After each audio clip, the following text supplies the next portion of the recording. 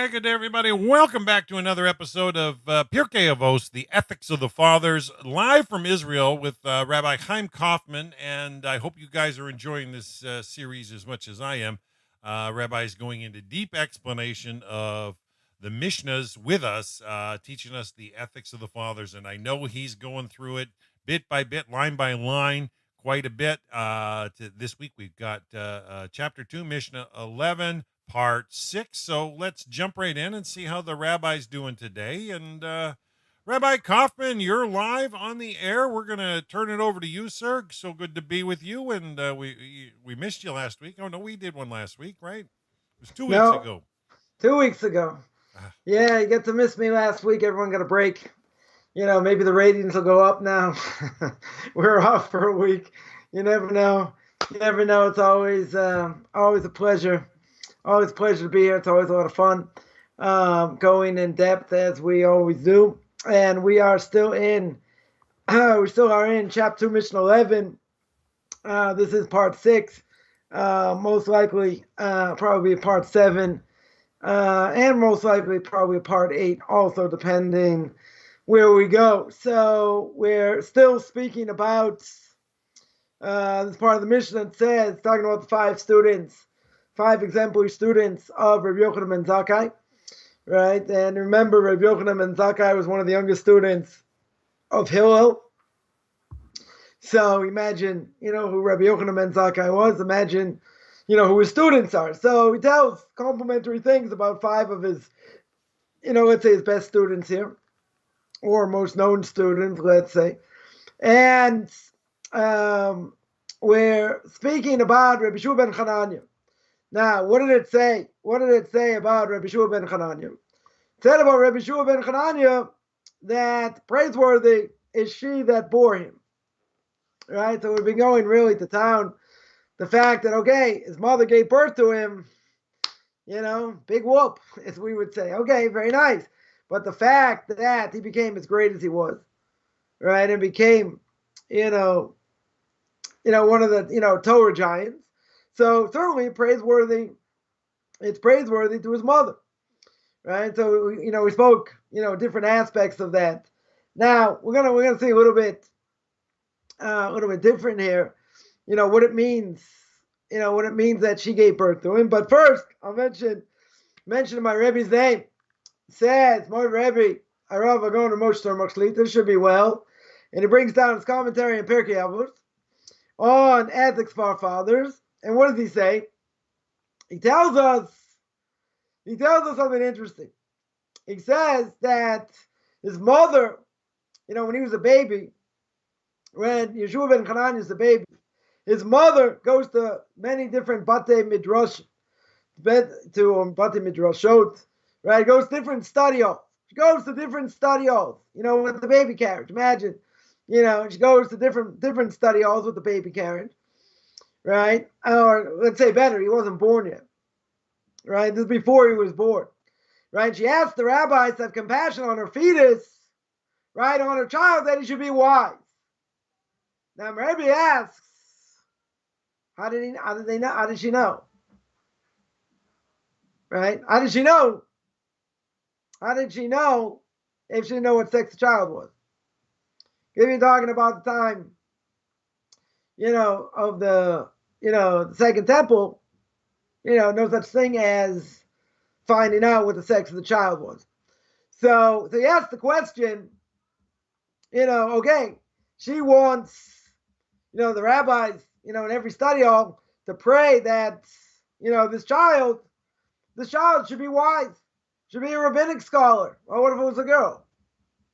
Now you're going to say, what? Girls can't be rabbinic scholars. Girls don't have the same obligation, right, to learn Torah as a guy does, right? It's women have other responsibilities, but doesn't mean a woman doesn't have to learn Torah.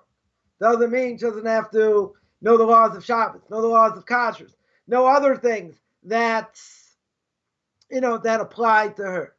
So, guy got to, okay, he's also got to know these things, but he's got to know a heck of a lot more, right? Day and night, if you're not working, he's got to be learning, right? He's got to learn, he's got to review.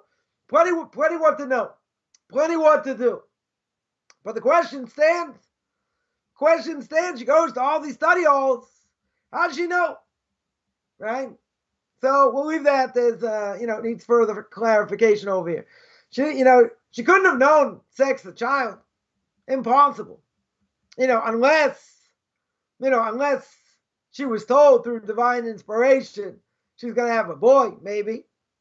Maybe she had some level of prophecy, right? It doesn't say she was a prophet. So, how do we know over here, right? How does she know what the sex of the child is?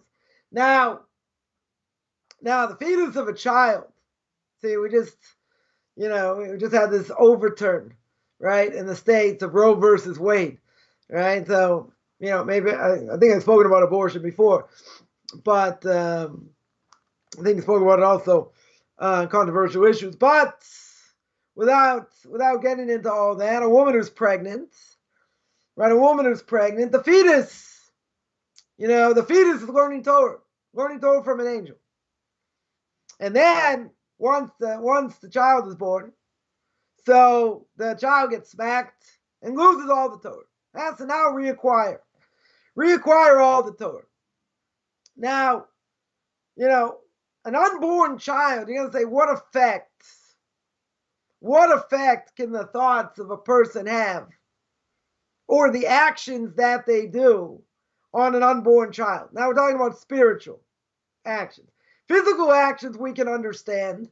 If a woman is pregnant and she smokes crack, guess what? That child, 100% could come out deformed. 100%. Is it the child's fault? Not the child's fault. Right? But there are repercussions. There are physical repercussions for our actions. Spiritual repercussions. What's the spiritual repercussion we always ask? We always say. And that is, if a woman is with somebody she's not allowed to be with, she has a child, we call that child a mamzer. Now, the way they normally translate mamzer is they call that child a bastard child. Now, bastard child, what does that mean? It means like a child out of wedlock. That's normally what it means, right? But a mamzer, that's not what it means. Why? Because we're talking about a forbidden union. Now, even though it's a forbidden union, God doesn't necessarily stop it. And if the woman got pregnant, doesn't necessarily stop it. If he wants to, he will, but if he doesn't, okay. So now there are repercussions. That child, who's now considered a mamzer, can only marry a child of the same union. In other words, the child, that can only marry somebody from a blemished union. This is a blemished union, right? It's two people that are not allowed to be together. Or that child, and we're going to get really controversial. I know it's not, this is, a day later for controversial issues, right? We're going to keep it clean on the Roku network. And who's the only other person that this child, this mamzer, can marry? It's a convert, right? It's a convert. So now, all non-Jews, that convert, that are converts, or even if they don't, they're going to jump up and down and yell and scream and say, hey, what are we, second-class citizens? What, we got a blemished soul over here? And now you're going to say, well, I'm a full-fledged Jew, right? Isn't that true? Someone who converts to Judaism, if they convert properly, they do everything they need to do, they're a full-fledged Jew, 100%. The problem is there are certain limitations. They're Jewish, but there are limitations. One limitation is who they can marry, right? And I get this question a lot. And people will say, why can't a convert marry a Kohen? Why shouldn't they be allowed to marry a Kohen? They're like, what are we, second-class citizens? Now let's think of who a Kohen is. Let's analyze, right? If you go to the book of Deuteronomy, what did the Torah tell me? I had a troll last week. You'll love this. I had a troll going against, ranking out oral law, right? So you go to book of Deuteronomy. Book of Deuteronomy tells me you got to listen to the Kohanim in every generation, right? The Kohanim are the rabbis of every generation, but the Torah goes further. The Torah tells me not only do I have to listen to what the Kohanim say, but if they tell me left is right, right is left. And those are the rabbis of every generation. So, so people that honor those, the rabbi, this, that, all these things. So the idea is that for a convert over here, so they are a Jew, there's no question. But if the rabbis, are the teachers, if the Kohanim, let's say better, if the Kohanim are at an elevated level, and the Torah tells me that. Now, you can tell me, God forbid, well, maybe the Torah, is has a bias. Just like Korach said, that everyone's reading this week's parsha outside of Israel. Korach says, I want to be the high priest. Comes out against Aaron HaKohen. Comes out against Moshe Rabbeinu. See, but he's not that foolish to say, I want to be the king. See, Moshe Rabbeinu was the king. Now, if he says, I want to be the king, what would the Jewish people have done? They would have killed him on the spot. Oh, but I want to come out against the kahuna. I want to be the high priest, and his favoritism, and he saw through divine inspiration who's going to come out of him, and Samuel the prophet. And he held the ark, and he didn't die, and he saw all the miracles, so very hard to understand at a simple level what's going on with Korah. Right? Very, very hard, simple explanation, a lot of these parshas. Right? A lot of these parshas in the book of Numbers. The Jews complain they want meat. They missed the watermelon in Egypt. Are you kidding? They forget quickly what happened to them in Egypt and how they get slaughtered and beaten and all kinds of things. These parshas are very hard to understand. Then you got Balak, story of Bilam, right? You got the evil, you got the sin of the spies. You know what? God couldn't take care of the giants in the nation. They're worried that, they're not going to be able to overcome them. There's a lack in Emunah. They speak badly against Eretz Yisrael. So they wander in the desert for 40 years. So that generation dies out. Very hard to understand. Very, very hard to understand. So I'll answer the first question. And that is, okay, we understand the Kohanim, for better or for worse. God says they have an elevated status, right? The tribe of Levi has an elevated status, 100%. Now, does that mean they're allowed to marry anybody they want? No. The high priest can only marry a virgin, right? He can marry someone who's widowed, right? But he can't marry a divorcee. A regular Kohen cannot marry a divorcee, right? He's not allowed to. So a Kohen can only marry someone who's not been with someone else. Right? He's got a higher elevated status. So now comes along a convert and says, what, am I second class over here? So we're going to say the same thing by a Jew, a born Jew. If a woman had been with someone she's not allowed to be with, she can't marry Cohen. Same status. We don't discriminate over here. Are we living in Victorian England? I'm not gonna find out, what's the average age? Again, we'll try and keep this clean.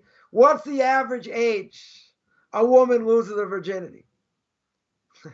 You're gonna tell me it's teenager, less than a teenager, young adult? I mean, we're not gonna go there, but we're not living in Victorian England. We know what goes on in the world. We know that in a number of places, kids by the age of 6 or 7 are being taught about gender issues. Now, when I was growing up way back when, come on, there wasn't these issues, or these issues weren't as strong, right? Gay community didn't have the power they have today, or the LGBT community. That is absolutely no question. Now they're just ramming, all the leftists ramming it down our throat. That's a different issue. But the point is, Jew or non-Jew, how many people can say they're so pure? Even at a relatively young age? Nobody. So that's not discrimination against converts, talking about Jews or non-Jews. Right? Sorry, we're talking about converts or Jews. Forget non-Jews. Doesn't apply to them. Right? Talking about converts or Jews. So if they do the same thing, then they can't marry Cohen. But a regular Jew, she could marry a Kohen, right? If she didn't do anything wrong over here. So you're going to say, why not? So why do we distinguish over here? Because there's a blemish. Now, no offense to any convert or JIT as we'll call them, right? There's a blemish on their soul. You know what the blemish is? They were born not Jewish. The blemish. Now, it doesn't mean if they convert, right? Once they convert, they have the status of a newborn baby, right? Their status totally changes. Their soul gets elevated. As you've read, you're given over in Derech Hashem, right? In the way of God, the Ramchal says, when the Jews accepted the Torah, they elevated their soul. Any non-Jew wants to be a part of it, they can also elevate their soul. But if not, like it or don't like it, doesn't really matter. What's the bottom line? They're on a low level. Doesn't make us better. We have a chip on our shoulder. It means because we keep Torah mitzvahs, right? Our soul is elevated. Now, a Jew has that spark. No matter how far he falls, he's got that spark. Now you're going to say, what about a non-Jew? What about a non-Jew? How does a non-Jew get to conversion? Because it doesn't make any sense, right? Any non-Jew wants to convert. Totally doesn't make any sense because of what the Jewish people have been through. We're not at the top of the totem pole, no pun intended. You know, there are a lot of strong Jewish communities out there, but what's gone on over the past millennium? Been gassed, been killed, been murdered. Terrible. You know, and if a non-Jew wants to join, you got to be a little bit crazy. If we're at the top of our game, they still can't join. You know why? Because then they wouldn't have free choice. That's why in the time of King David and Solomon, no non-Jews are allowed to convert. Why? They wouldn't have free choice. It's the open miracle. You know, in the time of the Messiah, when the Messiah comes, they won't be able to convert, right? Why not? Because there'll be open miracles. Now, somebody who's going to join the Jewish people, or someone in the process, let's say better, someone in the process of joining the Jewish people, where do we say that they can convert even by the time the Messiah comes? The great rabbi once told me if they're accepted already by rabbinical court, then they should be allowed to finish, but they wouldn't have free will otherwise. So what's the point? So the point is that soul. So why would a Jew, non-Jew convert? So you say they're searching for truth. They came out of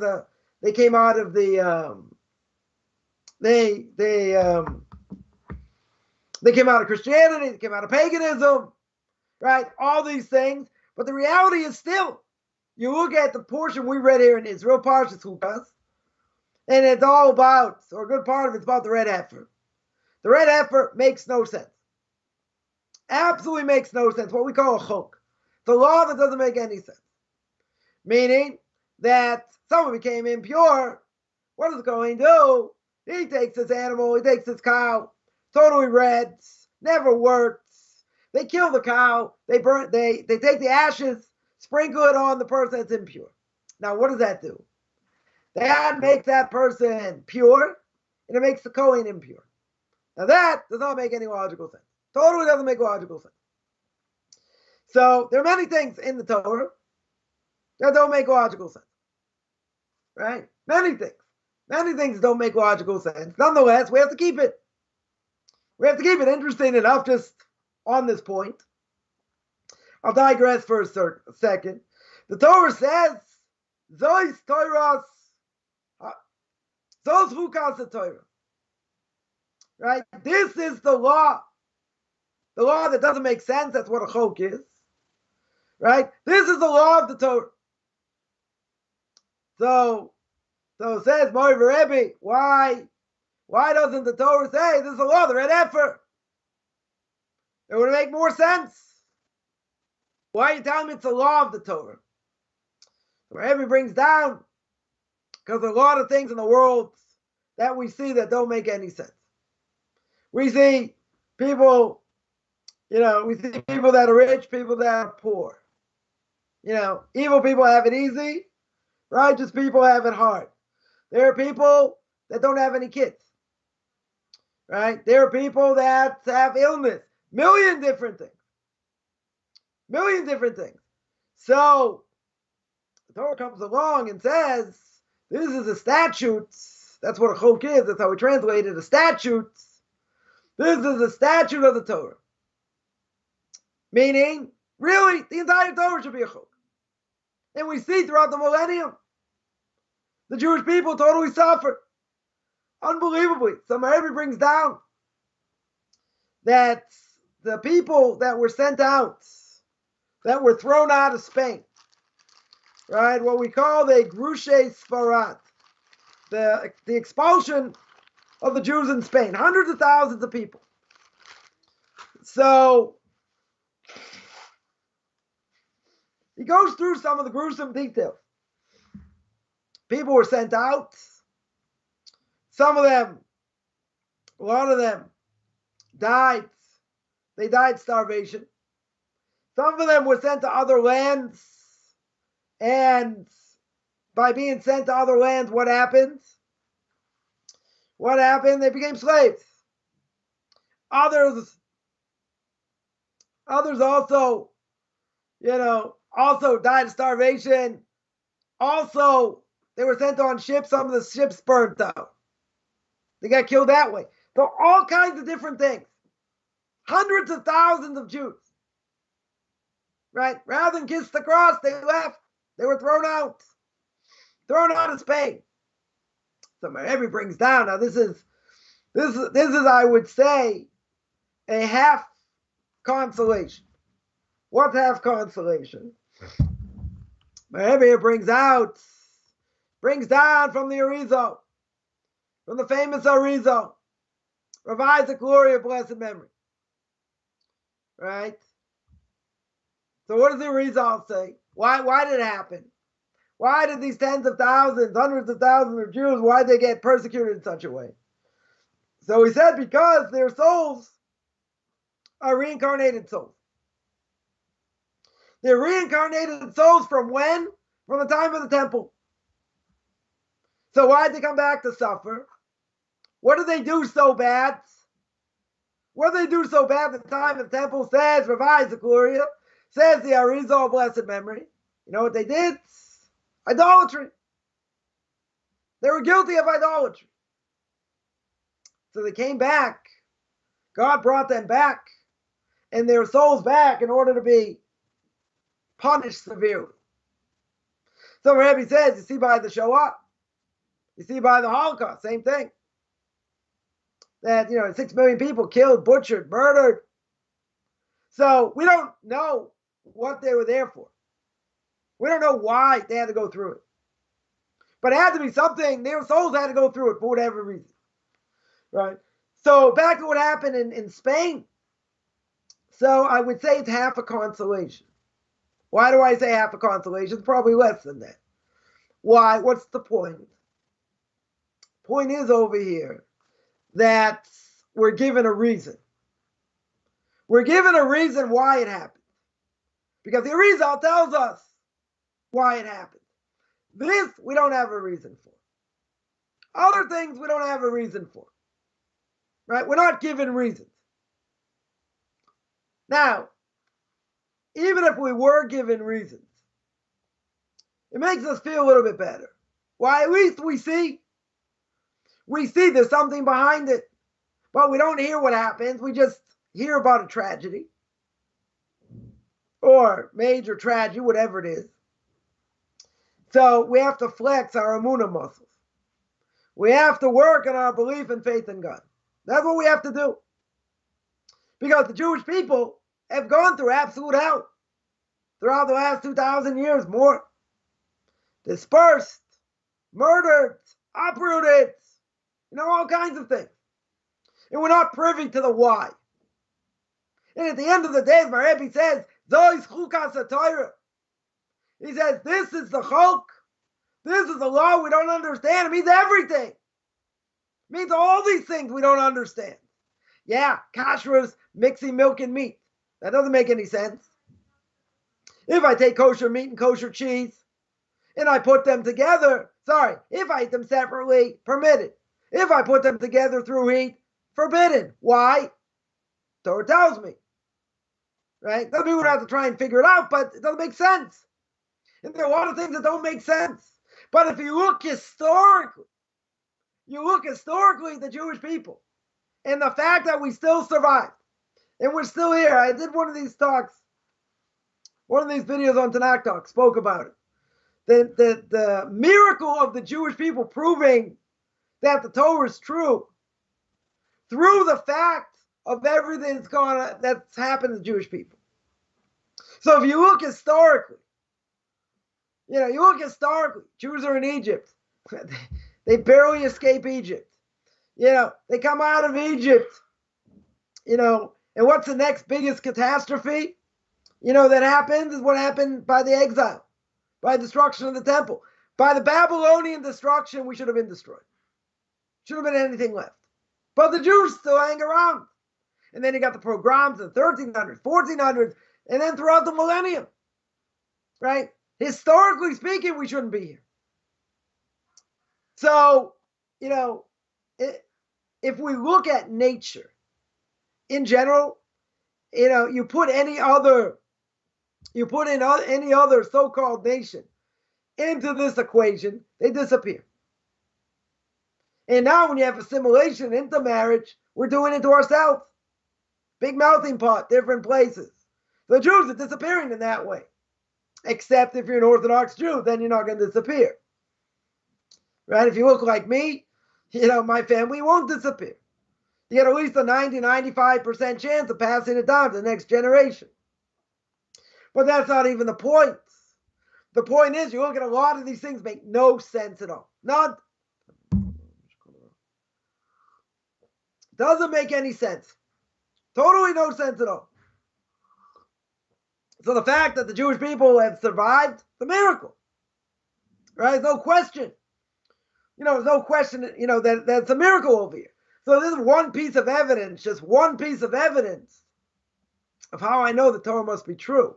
Why? Because the Torah already prophesizes. The Torah already told me the Jews are going to go through this and suffer and all that. And there's going to be a remnant left. But if you look at it, if you look at the numbers in general, and where the Jews have been and what's happened, we shouldn't be here. It's an absolute miracle. The Jews in Israel now, after 2,000 years, you got all these nations around want to destroy them, right? It's not the Israeli army's keeping us here. No question about that. It's a miracle. There's no question. There's no question. It could be a heck of a lot worse here. Heck of a lot worse. The only reason it isn't is because Torah is protecting us. And God is protecting us here. That's it. Doesn't make sense otherwise. Totally doesn't make sense. Right, but when we look in the bigger scheme of things, so we have to remember, what does the Torah tell me at the beginning of Parshas Chukas? Zois Chukas Torah. Right? This is the statutes of the Torah, not of the paraduma, not of the red heifer. The red heifer is the, is the essence of what it means to be a statute, because it doesn't make sense logically. It's totally illogical. True. 100% true. But there are a lot of other things that we see in the Torah and that we see through Jewish history. That we see in Jewish history that don't make sense. Right? The obvious question we mentioned. Why do the righteous suffer? Why do evil people have it easy? Right? That's an easy question. That's an easy question because we see. Right? What's the obvious question someone's going to ask? The Jewish people, the chosen ones. Boy, what a nation. We are so chosen, so unbelievable. Look what's happened. We've been thrown around like we're playing ping pong. Go here, thrown out here, thrown out the other place. I was just reading something earlier. You talk about, great communities of yesteryear, of years gone by, and Jews had to flee from one place to another. Totally had to flee because of what was going on. And where were these places? Right? At least where I was reading about. In all places. Nice mother Russia. Persecuted Jews like no tomorrow. So whatever happens to them, as we said before, between them and Ukraine, a lot of Jewish blood being spilled. Ukrainians are not guilty. Right? Someone can make the argument, what about all the other nations that have spilled blood? True? It's also true. It doesn't matter. They're going to war at each other. Right? Russia's trying to take them over. Okay. So except for the Jews that are still stuck there, that hopefully they get out, let them destroy each other for all the Jewish blood. Not going to be so popular to say. Get all the left to say, no, I'm going to free Ukraine, this, that. Come on. Look what they've done. What they've done to us. I mean, you're not going to go into gruesome details. What they've done. Horrific what they've done. So they have it coming. So, okay, whenever God wants to do it, he'll take care of it. They're not guiltless by any stretch. Right? But again, the Jewish people have had it hard. They've had it hard throughout the millennium. And that's the promise the Torah tells me. That's the prophecy. You do what God wants, very good. If not, there's going to be a lot of problems. It's going to be exile. It's going to be murder. Right? It's going to be a lot of things that the Jewish people are going to have to suffer. And that the Jewish people are going to have to go through. So that's why it's ironic that you have non-Jews who will be interested in conversion. Right? No question. So they'll say it came out of Christianity, this, but you know what? You know what the real reason is? The real reason that they're coming back and they want to convert is because really their soul was at Mount Sinai. And because their soul was at Mount Sinai, now it got messed up because of intermarriage and all that. So now they have to go through conversion. So you're going to say, how can the soul get messed up? Very simple. So let's say their soul was there at Mount Sinai.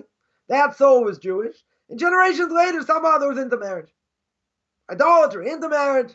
And then eventually that soul, right, coming out, now it's not going to be Jewish anymore. Because the mother's not Jewish. That's not too hard to understand. That certainly can happen.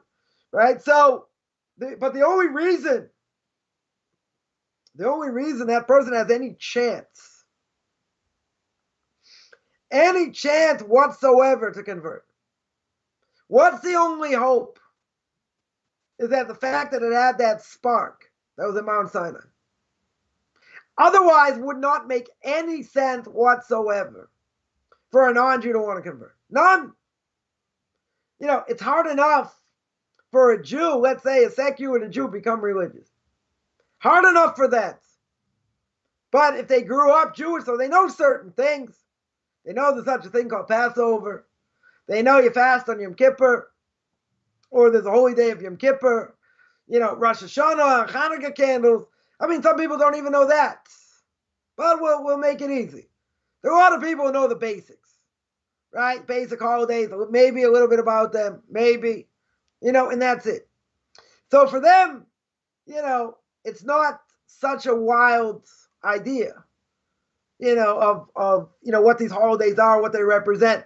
I'll give you one example. Imagine a non-Jew, just out of nowhere, happens to be in an Orthodox synagogue on Sukkot, on the Feast of, on the Feast of Tabernacles, right? They're in a synagogue on Sukkot, and all of a sudden, what do they see? They see all these men, walking around with these palm fronds. Got these palm fronds with willows, with myrtle leaves, with a lemon on steroids, maestro, and they're going around and they're shaking their lulav like this, and they're shaking it like that. We're like, where'd I just drop out of? What planet am I on? They're going to look at that and like, what in the world's going on? This looks pagan. This looks, whatever. There's no connection to that. So you say, well, you growing up, you knew what a lulav was? I saw one. I knew what it was. Right? It wasn't such a foreign thing. Now, I'm not going to say I knew why you did it or what its purpose is or anything else, but it's not such a foreign thing. These other things, you take a non-Jew, pluck them in the middle of this service, they're going to be totally lost. Not only totally lost, like, what in the world are they doing? What are they doing with this, with this lemon on steroids, with this palm frond? Doesn't make any sense. They're going to think they came from a different planet. Maybe we do. Maybe they'll figure out we came from a different planet. I don't know. Right? Could be. But for a non-Jew to want to embrace that, to want to be part of it, doesn't make logical sense. Except that their soul has some sort of connection to it. How does that soul have a connection to it? Because the soul was on Mount Sinai. The soul was there, right? The soul was there. Now it got messed up in the process, but there's something there. There's something there. Again, for a born Jew, it makes a little more sense. Just depends how assimilated they are, right? It makes a little more sense. But for a non-Jew, I'd say, come on. Totally doesn't make sense why they want to be part of this. Not at all. So I digress here, a point. But I want to get to something. I want to get to a much bigger discussion. Right? I want to get back to what we started with. Right? And that is, we're talking about this woman, the mother of Rabbi Shua ben Chananya, who goes from study hall to study hall to ask the rabbis they're learning, to ask them to have mercy for her, for a fetus, and that the fetus, that child should grow up to be very wise. Now, the Rebbe asked the question, how'd she know what the sex of the child was? Right? Doesn't really answer. Right? But he brings down like this. What does it have to do with an unborn baby? Right? In other words, some are going to say, listen, if you read Shakespeare to it, you sing to it, it's going to have certain character traits when it grows up. Right? Just like people will claim, if you sing to your plants, they grow unbelievably, you speak to them, this, that. You play gangster rap, plants will die. Right? You play, loud music, they'll die. Soft music, you speak to it, this, that, can have an effect. Do I believe it? I don't know. It's out there. Right? It's out there in the world. People will make such a claim. People can also make such a claim, and we'll see if it has any validity. But what I do and the effect of what I say or my actions can have effect on an unborn child. Right? Now that's a pretty novel idea.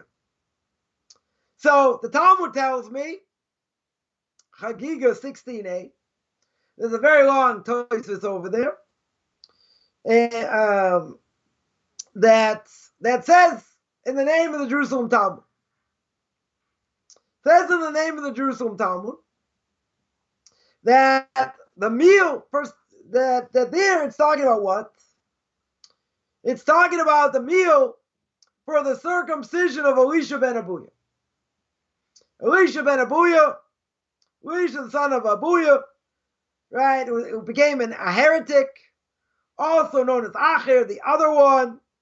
And what went on? What went on when he was born? Right, 8th day was circumcision. All the great rabbis of Jerusalem were gathered in one house. Rabbi Eliezer, Rabbi Yeshua in another house. Now, when they're eating and drinking, right, they're, feasting. So they were learning. They said, okay, they have theirs. They're busy with theirs. We're busy with ours. So what happened? They suddenly started to learn. And what happened when they started to learn? A fire came down from heaven. A fire comes down from heaven, surrounds them. Comes along Avuya, who was close to the king. Right? Avuya, who was the father of Elisha, says to these rabbis that, he saw the fire, and others saw the fire coming down. They saw the fire coming down. What did he say? So Abuya, the father of Elisha, says over here like this. Right? He asked him, what? Came down to burn my house? Right? You coming down to burn my house? So what they say? They say, Chas v'shalom, God forbid. And they went back and continued learning. And then the prophets What do they do? They want to begin learning Torah, prophets, the writings, right? And this fire is surrounding them.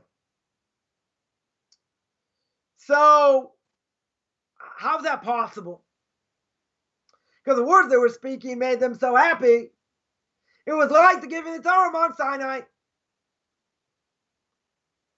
Right? In other words, it's like this fire from Mount Sinai. And that's the power of Torah. Right? That's the power of Torah. We don't see that today. Nobody's got that kind of power today.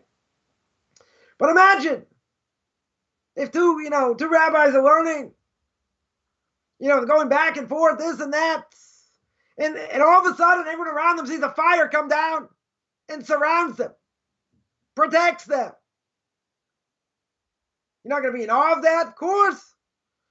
The person's going to say, wow, look at the power of Torah. Look at the power of Torah. It's like to give you the Torah on Mount Sinai.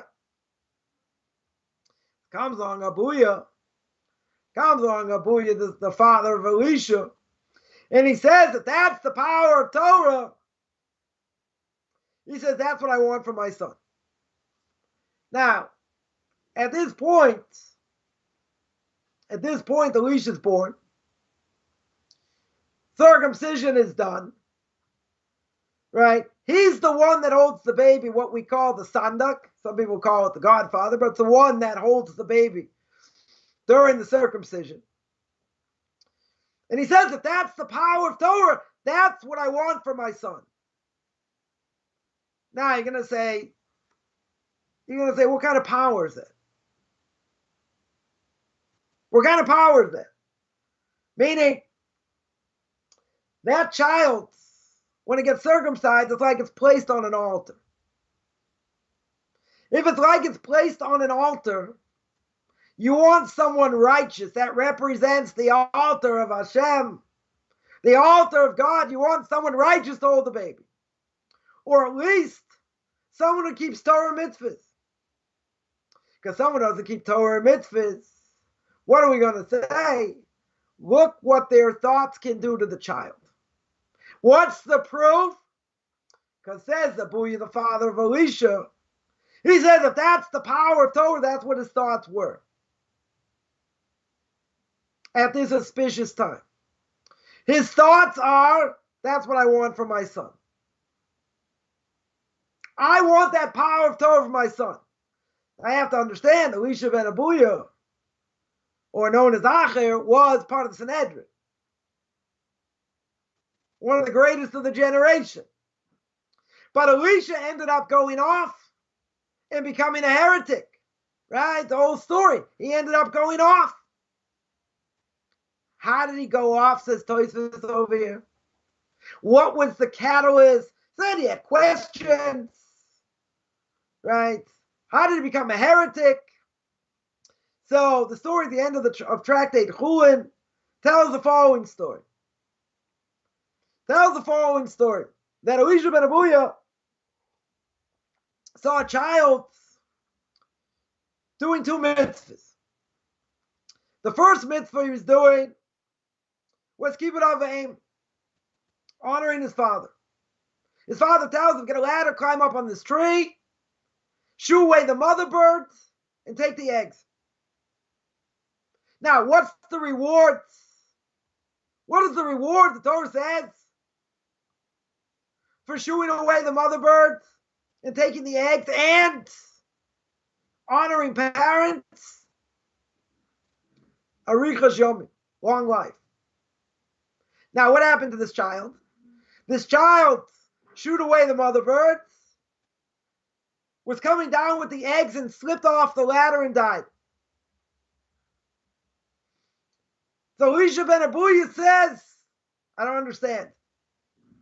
Both mitzvahs over here, honoring parents, shooing away the mother bird, the only two times the Torah says that what's the reward? Arichas Yomim, long life.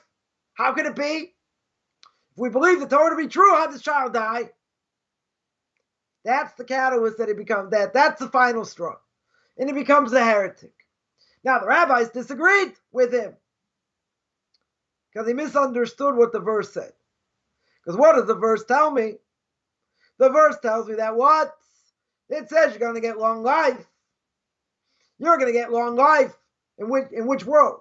Does that mean you're going to live to 150 in this world? No. It means you're going to get added life, and that has to be understood. But you're going to get added life in the next world. You're going to get long life in the next world. So basically, the rabbi said you missed the point. You missed the whole point of what the Torah says. But in the end, he misinterpreted. But that was the final straw. It doesn't mean, oh, I have questions like this, questions like that. That was the final straw. He had other issues, right? But what happened? What happened over here? His father put poison into him. From the 8 days born, his father puts in poison. And he says, I want the power of Torah for my son. If this is the power of Torah, that fire can come down, I want that for my son. I absolutely want it for my son. You better be careful what you wish for. You better be careful for what your intention is. Right? So it means over here, holding the child to the circumcision, i.e. we call it the sandik, the one who holds the child, should be a God-fearing Jew at the very least, keeps Torah mitzvahs, keeps Shabbos.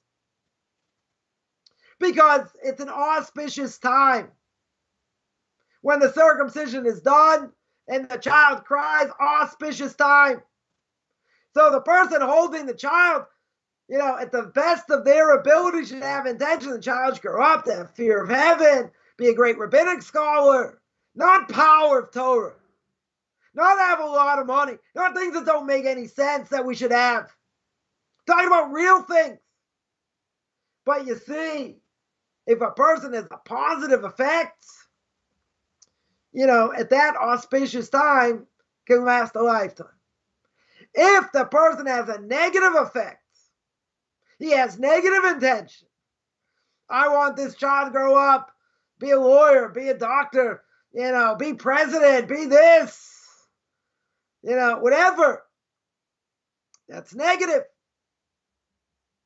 Because you want to be the best Jew he can be, spiritually speaking. The other things don't matter. Right? So, person's going to say, really? Really? Can there be influence even from a very young age? Yes. Now, most people would say, where's the greatest influence a child gets? What they see in the house. What they understand is going on, even if they don't really understand. Right? But what they see in the house.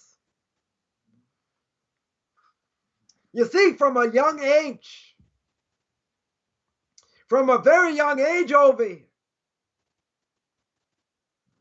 right? You'll see from a very young age, the influence can be catastrophic. Absolutely catastrophic. Because we see they can have such an influence. So what do we learn out from here? We learn out we have to educate our kids with proper intention. That they should be, big rabbinic scholars, or if they're girls, they should marry rabbinic scholars. They should go in the right path, keep the Torah the way it should be kept. Tremendous responsibility that parents have, right? They have to choose the appropriate school, as my Rebbe would say, even if it's on a lower level, but the families are proper families. Better to send such a school than a school on a higher level, but they're problematic families. Because it doesn't matter necessarily how much a person learns or how much they know, but you want them imbibed with fear of heaven. So schools today are not perfect. Definitely not perfect.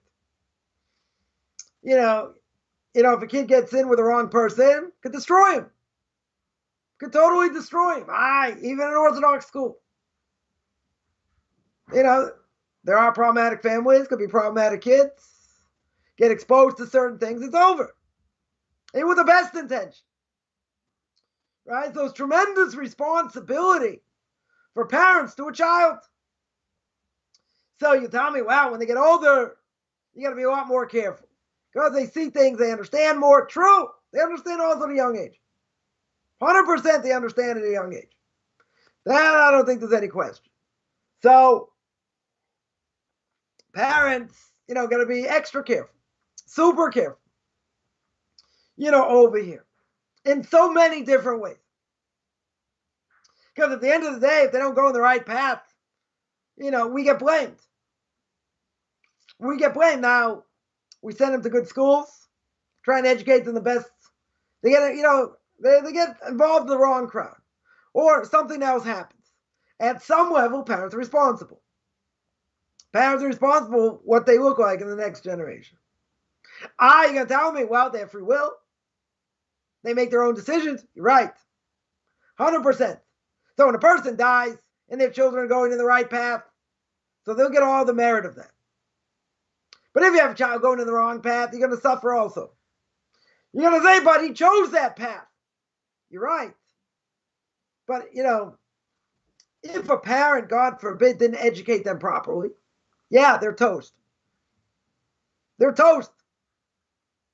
If they educated them the right way and the kids still went off, okay, they're still going to be held responsible to a certain level.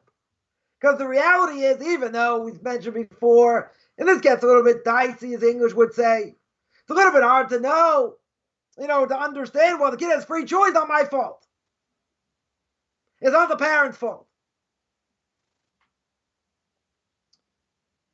So to a certain extent, that might be true. And let's say kid had very low self-esteem.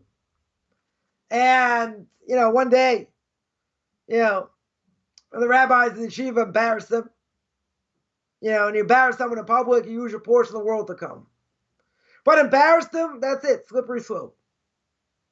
And that kid just sort of goes by the wayside. Not always, but it can certainly start there. They get involved with the wrong crowd, see things they shouldn't see, do things they shouldn't do, it spirals. It can spiral out of control.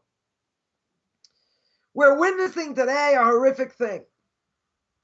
That kids, even from the best families, they learn well, they're doing well, you know what? They leave. They leave the path. It's hard to understand. I know a friend of mine that's, son, I don't know, early 20s?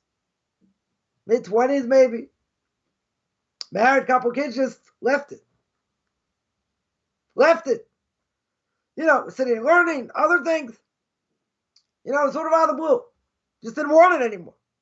Wasn't exciting enough. I don't know. But there is such a phenomenon that even, kids doing the right thing and going to the right path, some at some point flake out.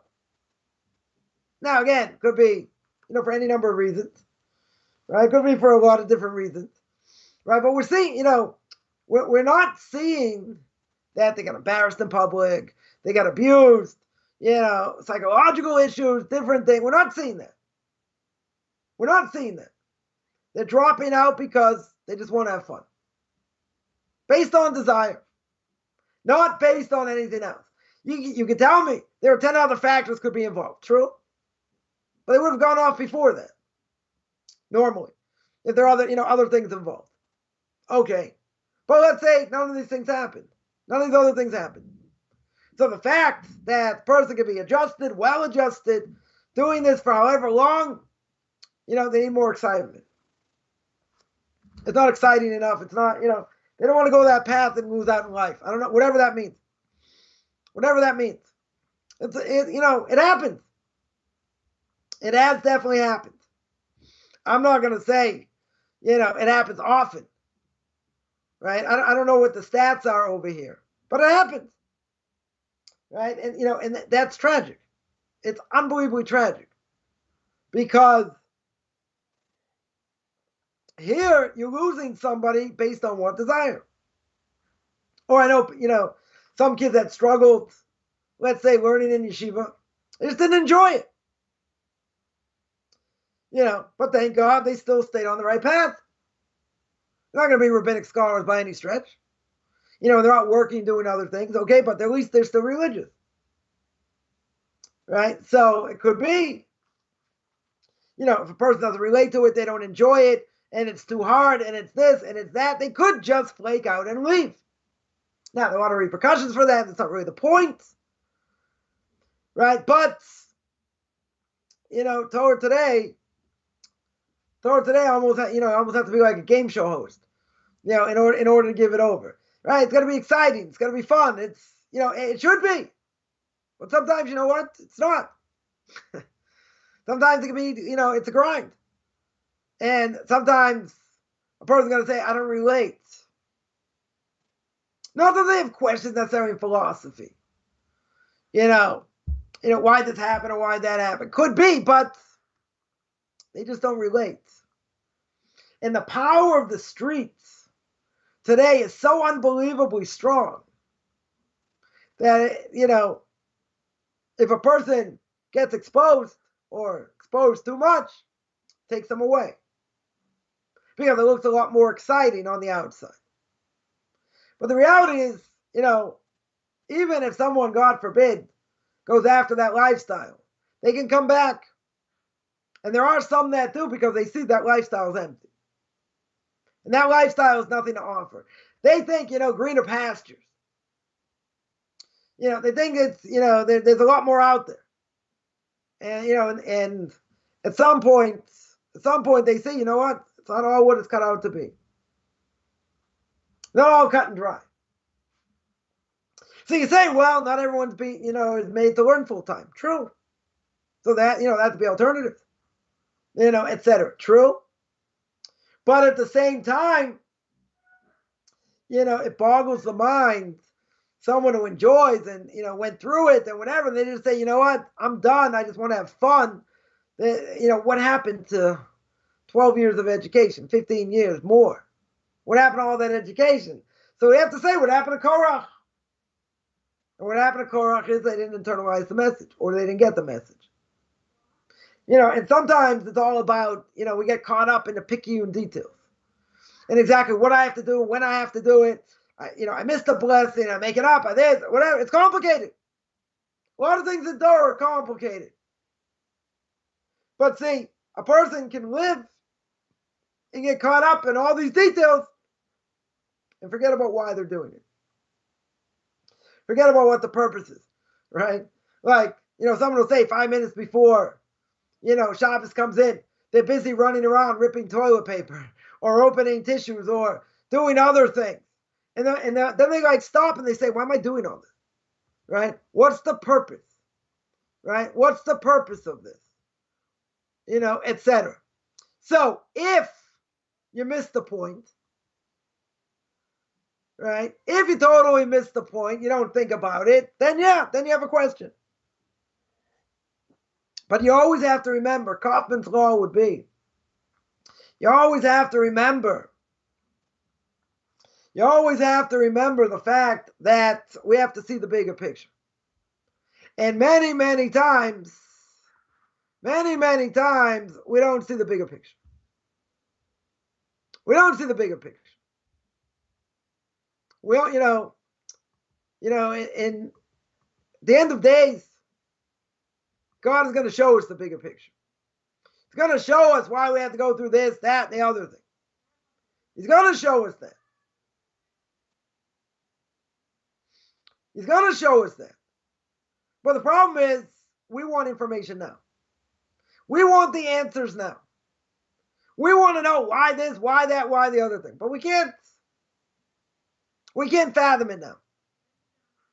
There's no possible way. We have to figure out and understand, I shouldn't say figure out, we have to understand the bigger picture. And many times, or maybe even sometimes, God throws us the proverbial bone. And God will show us, okay, you got to go through this for this reason. And we're able to connect the dots. Many times we can't. Right? I would say most times we can't. So if that's the case, we always have to remember the mantra. The mantra is God is in charge. God's the one who runs the world. Not me. I have to deal with whatever I have to go through. That is for sure. But we're not privy. We don't understand. We don't understand why. It's not a cop-out over here. You know why the righteous suffer. Okay, the Ramchal speaks about it. Others speak about it. There are answers. But the reality is, I'm not seeing the whole picture. We're seeing a quarter of the picture, a third of the picture. But what do I see from here? I understand there's absolute power. There's absolute power with the person holding the baby at a circumcision. And the thoughts that can go into the child. Now you're going to say, come on. Person has this intention. You got to say, scientifically, they never figured this out. Scientifically, they say it's a bunch of hogwash. They don't, there are many other factors go involved. And what happens when a child grows up in different experiences and different things, it's going to cause the child to do X, Y, or Z, maybe. You're going to tell me by the circumcision, by that day, that has that kind of power? We see from here it does. Right? Elisha ben Abuya suffered, and he struggled. And he struggled with philosophy. And he looked at all kinds of other philosophy. But you have to understand, he was so great. He was a person of the Sanhedrin. That's how great he was. So if that's how great it was, how could he have doubts? How could he have doubts over here? He had doubts. It started from his circumcision. It was there. The poison is already in him. And because the poison is in him, it depends how long it's going to take to get out. It's a mind-boggling idea. You would say, come on, when his father's older, when the child gets older, and his father neglected him, and his parents didn't get along, had learning issues, maybe, there could be 10 different things going on. That I could understand, or others could probably understand. That makes more sense. Then he had self-esteem issues. He had belief issues. God running the world issues. Based on these other things, these extraneous things going on in his life. So that we could understand. That we could understand. Maybe psychological abuse, in the house. Maybe he was never loved, or he didn't feel he was loved. I don't know, 100 different things. That would probably make a lot more sense than this. Right? But this is what the Talmud says. Right? This is what Tosfos over here says from the Jerusalem Talmud. This is what happened, because we have to explain, or try and explain, how is it possible somebody of that caliber, somebody who was in the Sanhedrin, to go off and be a heretic? Say even better. You had someone who was Yochanan Kohen Gadol, Yochanan the high priest, went in and out of the Holy of Holies 40 times. 40 times or more. He was high priest, for 80 years. And he came out as a tzadduki. Came out as a Karaite. You know what it is, and I can't explain it, but you know what it would be? For a person to be pure of thought, pure of mind, goes into the Holy of Holies, atones for the Jewish people 80 times. Not twice, not 3 times, not 5 times, 80 times in succession. And he comes out a heretic. So you have to understand, that person is at an extremely high spiritual level. Unbelievably high spiritual level. Now, in our puny understanding, what happened here? How did he become a heretic? How does somebody, I'm not going to answer that, right? But how does somebody that was on the Sanhedrin,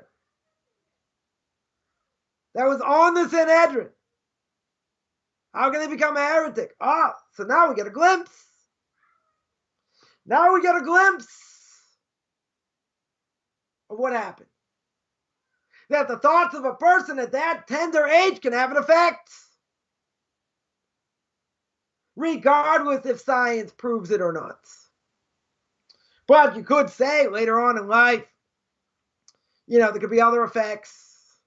What the parents did when he was younger, when he was a teenager, different things. But he became head of the, not the head. He became part of the Sanhedrin. If he became part of the Sanhedrin, it makes almost no sense. Somebody at that level could go up. I could bring proof. We mentioned before. See, the Torah is always connected. We mentioned Korach. Korach survived Egypt. Part of the 20% came out of Egypt. Held the ark and didn't die. Saw from him that Samuel the prophet's going to come out of him. How could he have been that foolish? To go against Moshe and Aaron. Right? The Mishna Pirkei Avos will get to when I'm about 103. Is that honor, jealousy, desire can take a person out of this world. Some of the commentaries will cut it short, say literally. Who do we know it from? Korach himself. Jealousy killed. I want to be the high priest. But by the Be'er Hashem el Moshe Lemor. But God said to Moshe this. Said to Moshe and Aaron that. Moshe didn't do it on his own. He didn't come to it on his own. Oh, but he's got protection by his brother. I'm just as good. I got a good lineage. So some say, he's so unbelievably bright and holy in his own right. How can he make such a mistake? Others take a knock at him and say, no, he's really evil and this really destroyed him, made him rotten to the core. Right? But again, if you have somebody at that level, that can hold the ark and not die, they're not a slouch. They're not a slouch. No matter what they say, what they do. Right? Yochanan Kohen Gadol goes into the Holy of Holies 80 times. And he comes out unscathed. Extremely hard to understand. At our puny levels, very hard to understand. But what does the Mishna Pirkei Avos say? Even as great as Korach was, jealousy killed him, literally. And he was able to convince 250 great people. Mind-boggling. Mind-boggling over here. Right? So we see the power of intention, what a person can put into a child. Even as a baby. Right? Even just holding the baby by the circumcision. Intention has power. It has real power. We see proof over here. Right? So even if people are going to say, oh, the Talmud's man-made and this and that, this is a very powerful story. Very, very powerful story. Right? But what will someone complain? They'll say, guess what? Science never proven it. Okay? There are plenty of things science hasn't proven. Doesn't mean it's not true. Right? Yeah. Now, science may have proven to a certain extent the way you talk to a plant has an effect. Now, people believe in that, okay. Maybe it is true. Okay. So who says this can't be true? Science hasn't proven it, doesn't matter. But right, that's what Abuya says. That's what Elisha's father says. That's the power of Torah. That's what I want. That's what I want from my son. But guess what? That's not for the sake of heaven. You want the son to have power through Torah. It's coming from the other side. It's coming from the dark side. But he became great in Torah mitzvahs. He became a member of the Sanhedrin. Guess what? The poison was already set. Now, does that mean the poison has to come out? Not necessarily. He could have an affinity towards it. You could have a bias in certain ways to try and look at other things and, whatever. Right? Because we're wired a certain way. But we don't have to go according to how we're wired. We may have a certain affinity to certain things, certain bias. It doesn't mean I have to act on it. It doesn't mean I have to go in that way. Certainly not. What I have to do is I have to overcome it. Just like someone's a homosexual, and the doctor may say, well, you know what? He's got a gene. He's got a homosexual gene. Yeah, it doesn't prove anything. It just means he's got more of an affinity towards it. And a person has an anger gene. A person has a miserly gene. A person doesn't want to do chesed, acts of loving kindness gene. Who says I have to act on it? You're going to say, but you have a certain disposition. So, doesn't matter. Are you guilty or not guilty? Leviticus chapter 18 says I can't act on it. Doesn't matter what your disposition is. You got to work hard not to act on it. Otherwise, you're going to get punished. But you're going to say, God, you made me that way. True. Maybe he did. Maybe he gave me that disposition. I got 100,000 different dispositions. Some of them good, some of them bad. The bad ones he doesn't want me to act on. So why'd he give it to me? Why'd you get that from your parents or whatever? Why'd you get that disposition? Because he wants you to work on it. That's why it's given to you. Stronger or weaker compared to other people. We all have certain dispositions. So we can say, well, I got all these bad genes. Got a lot of bad genes. Okay, but I got a lot of good genes also. Question is what you do with them. Right? You take somebody, anyone who's heard the story, anyone who's ever heard the story of Nissim Black. He's got an unbelievable story. He grew up in a crack house, basically. He saw family members, put in jail, police come in, raid, this, that. And he says on himself, he's lucky to be alive. Not something I'm adding here. He says on himself, but he came out of it. Now, couldn't he have succumbed to that world? Sure. But he didn't. Did he have a certain disposition? Oh, yeah. A really bad one. A really horrific disposition. He was able to overcome it. Now, you tell me some people aren't able to overcome it, okay? People born parents are alcoholics, divorced, all kinds of other things. There are certain things, are hard to overcome, okay? They might be hard to overcome. Doesn't mean you can't. Might need a lot of therapy. You might need a lot of help. Might need a lot of other things. Guess what? A human is a born fighter. Take a 6'7" white guy who fell off a cliff. Fell off a cliff and he's still ticking. Got that metal plate in his head, right? No offense to any 6'7" white guy over here that we're talking about. Right? You, yourself, and himself. Anyway, I digress. We can overcome things. People go through trauma, can overcome. I'm not saying it's easy. You might need a lot of therapy, other things. But you're right. You're in a negative disposition.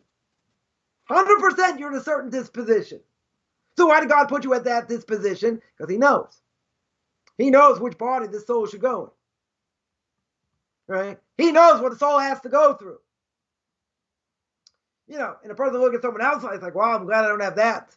Glad I have what I have. Right? But we all have dispositions. So we got to work on them. We got to strive. We have to work hard. Might spend a lifetime doing that. But guess what? Influence can start at the very beginning. And it can just sit there. It can just sit there and it can fester, whatever, and you're not in control of that. So Elisha ben Abuya had questions. They started looking at other things, whatever. And he finally lost it when he saw this child die. I didn't even answer that question. Right? So I'm going to answer that question, why Elisha ben Abuya made a mistake. He said, what's the reward? What's the reward for Shiluach HaKen, sending away the mother bird and honoring your parents? Long life. So what happened over here? So he made a mistake, the rabbis say. It's a long life in the next world. But Elisha ben Abuya said, but he fulfilled both mitzvahs. Comes on the Ben Ish Chai. Ben Ish Chai, well, more than 100 years ago in Baghdad, wrote all number of books.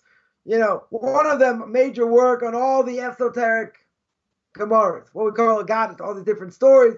Where as my friend of mine would say, you can learn them in 5 minutes or 5 years, right? So the Ben Ish Chai says, and every time I see something like this, I always look it up. So sometimes it's either a simple explanation or Kabbalah, right? Nothing in between. So what does he say over here? So the Ben Ish Chai says, Elisha ben Abuya did not, this child did not fulfill either mitzvah. Why? Parent said, I want you to do Shulach HaKen. I want you to bring me the eggs. He didn't bring the eggs. He didn't do it. He didn't fulfill the mitzvah. So if he didn't fulfill the mitzvah, he didn't fulfill what his father said. He didn't fulfill honoring his father either. So he didn't do either, Ben Ish Chai says. One explanation. He didn't do either case. So, you want to tell me? You want to tell me Elisha ben Abuya or Acher, known as the other one, you want to tell me that's what it means? That long life means in this world, he didn't do either mitzvah. He didn't fulfill them. So if he didn't fulfill them, how should he get reward? Why in the world should he get reward over here? For long life, even in this world. He didn't do what he's supposed to do. So that would be the answer. Right? I forgot to answer that before. That would be an answer. But you see, nothing happens in a vacuum. So for him, it started at the day of his circumcision. And the poison already went in. But look how great he became before he cracked. Mind-boggling. Look what he did. He became a member of the Sanhedrin. He became one of the Torah giants of the generation. Going to everybody. But the poison had an effect. Even if science hasn't proven it, poison totally had effect. So, we got to be careful educating our kids. Huge responsibility. Sending them to the right schools, acting the way we should, and we always don't. I'm not going to say never. We don't always act the way we should. And kids pick up on that. So, we got to work hard at being better parents. Right? There's no question. Right? But it's a huge responsibility. And even though we send our kids to school for most of the day, where is the majority of their education? From home. That's where they get it. Now, could be there are elements in school or around that could take your kid away. That could happen. That definitely can happen. So we got to be careful of outside influence. 100%. And in this generation, we mentioned, you can have kids, go off. Why? Because they just want to have fun. They just want to enjoy that world. They don't want to feel guilty.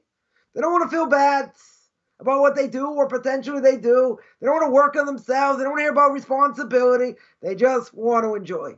They want to enjoy life. Well, guess what? A lot of them don't fit into society.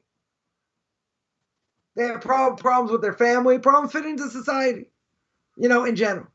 And it doesn't make them happy. In the end, they'll see it doesn't make them happy. Now, some will just stay there anyway because, they don't want to come back or whatever. But it doesn't essentially make them happy, right? It's a facade. 100% it's going to be a facade over here. But,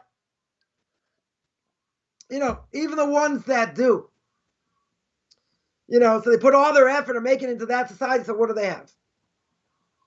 Become successful in business, successful in other things. They have a lot of power, fame, maybe. What does that help them? What does that help them? It's only transient. It's only transient. Because they're not going to take it with them. Right? And most people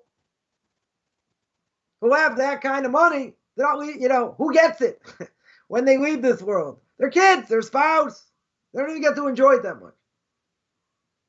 They work like dogs to amass this fortune or to amass whatever. They don't even get to enjoy it. They get a lot of aggravation from it. Right? I do see there's a question here that I do want to address. And the question is Hiskiyahu ben David. Hiskiyahu, the son of David, was able to comprehend the entire Torah by the age of 15. Yeah, there's some people that are gifted to acquire the entire Torah at a young age. Right? We've even seen it not so long ago. maybe 100 years, less. You had great people that were able to acquire unbelievable amounts of knowledge by the time they were 18. They say Rav Gusman of blessed memory was a judge on Rav Chaim Grzinski's based in on his rabbinical court at the age of 18. How is that possible? They have that kind of knowledge at the age of 18. It's a different world.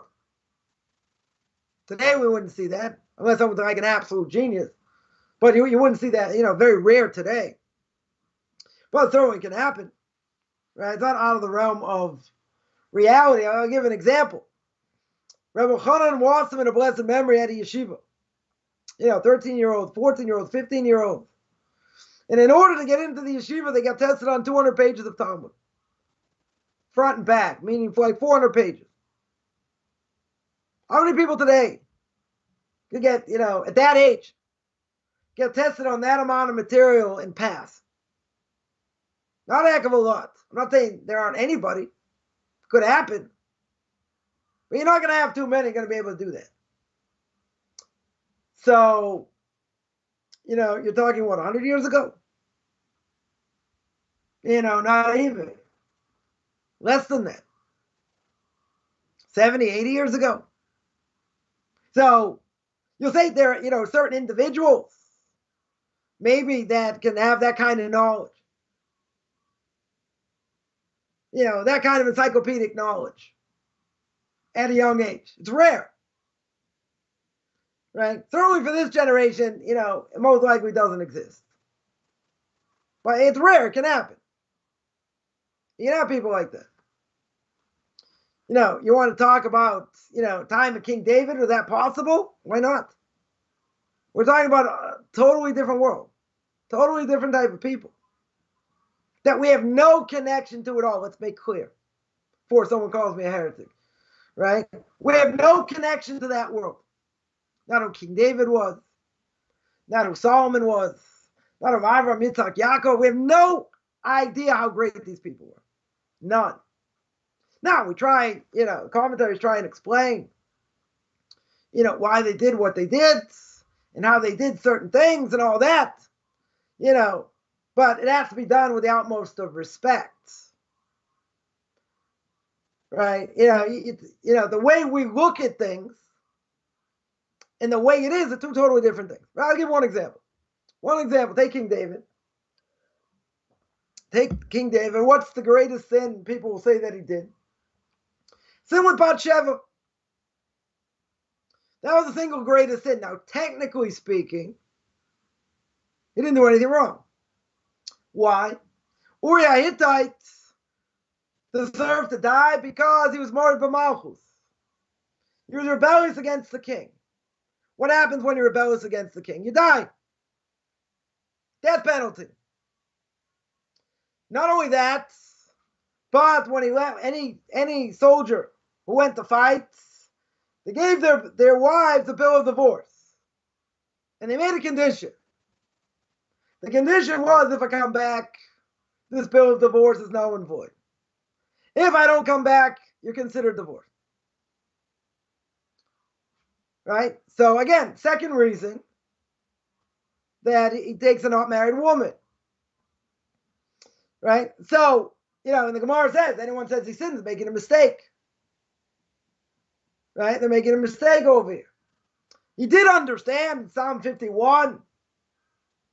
If you look at it, that God, comes to him and he understands he made a mistake, some level, whatever it was, however minor it was. See, but when you look at it at face value, what do we say? He's guilty. Look how guilty he is. Look what he did. Look what he did over here. But you see, Tanakh, someone asked me this Thursday. Someone asked, why don't we learn Tanakh today? Why isn't it encouraged to learn? Because a lot of contradictions on the Torah and Tanakh. You got to learn it. You got to learn it like anything else.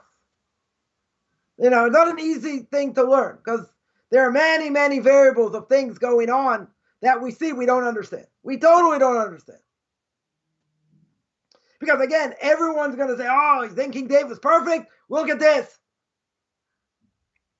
Yeah, and we look at it, what happened? What happened? How guilty was he? Technically, he wasn't guilty.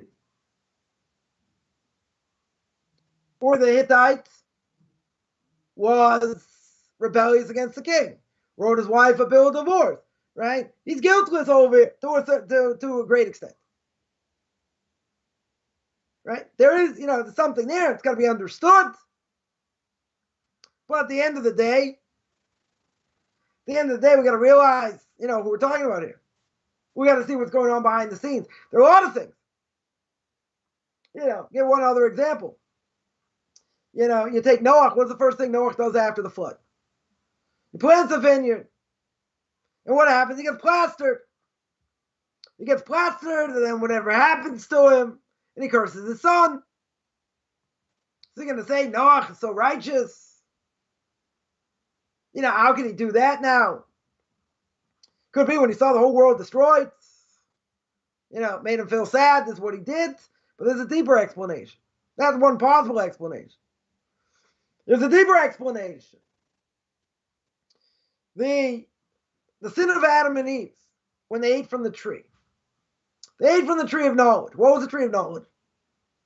Now, nobody says it was an apple. Not sure where an apple tree came from. But some say it was a fig. It was a fig tree. Some say it was wheat. Some say it was grapes. Or some sort of grape tree, vine, whatever. Whatever it was. Right? So now, what did Noah want to do? Noah wanted to use it for the right reason, sanctify it, in order that what? In order that he can fix the sin of Adam and Eve. And that's what we've been trying to do. Get to the world back to where that is so the Messiah can come. And that happened only once in history. That was by Mount Sinai. Once Mount Sinai came, Jewish people get the Torah. The world went back to what happened before Adam and Eve ate from the tree. And Mr. S, the evil inclination, the angel of death, whatever you want to call him, says, I can't let this happen. So what does he do? He shows a coffin of Moshe Rabbeinu. Everyone thinks he's dead. Sin of the golden calf, the world goes back down. World goes back down. And there are people in history that have tried to do different things to try and fix it up. And it failed up until this day. So now you look at it face value and they say, look, Noah got plastered over here. How can he get plastered? Okay, you can tell me psychologically, whatever happened, he saw his friends and relatives and everyone get wiped out or whatever. But if you look at it, he's trying to fix up the sin of what Adam and Eve did, a lot more going on over here. A lot more going on over here.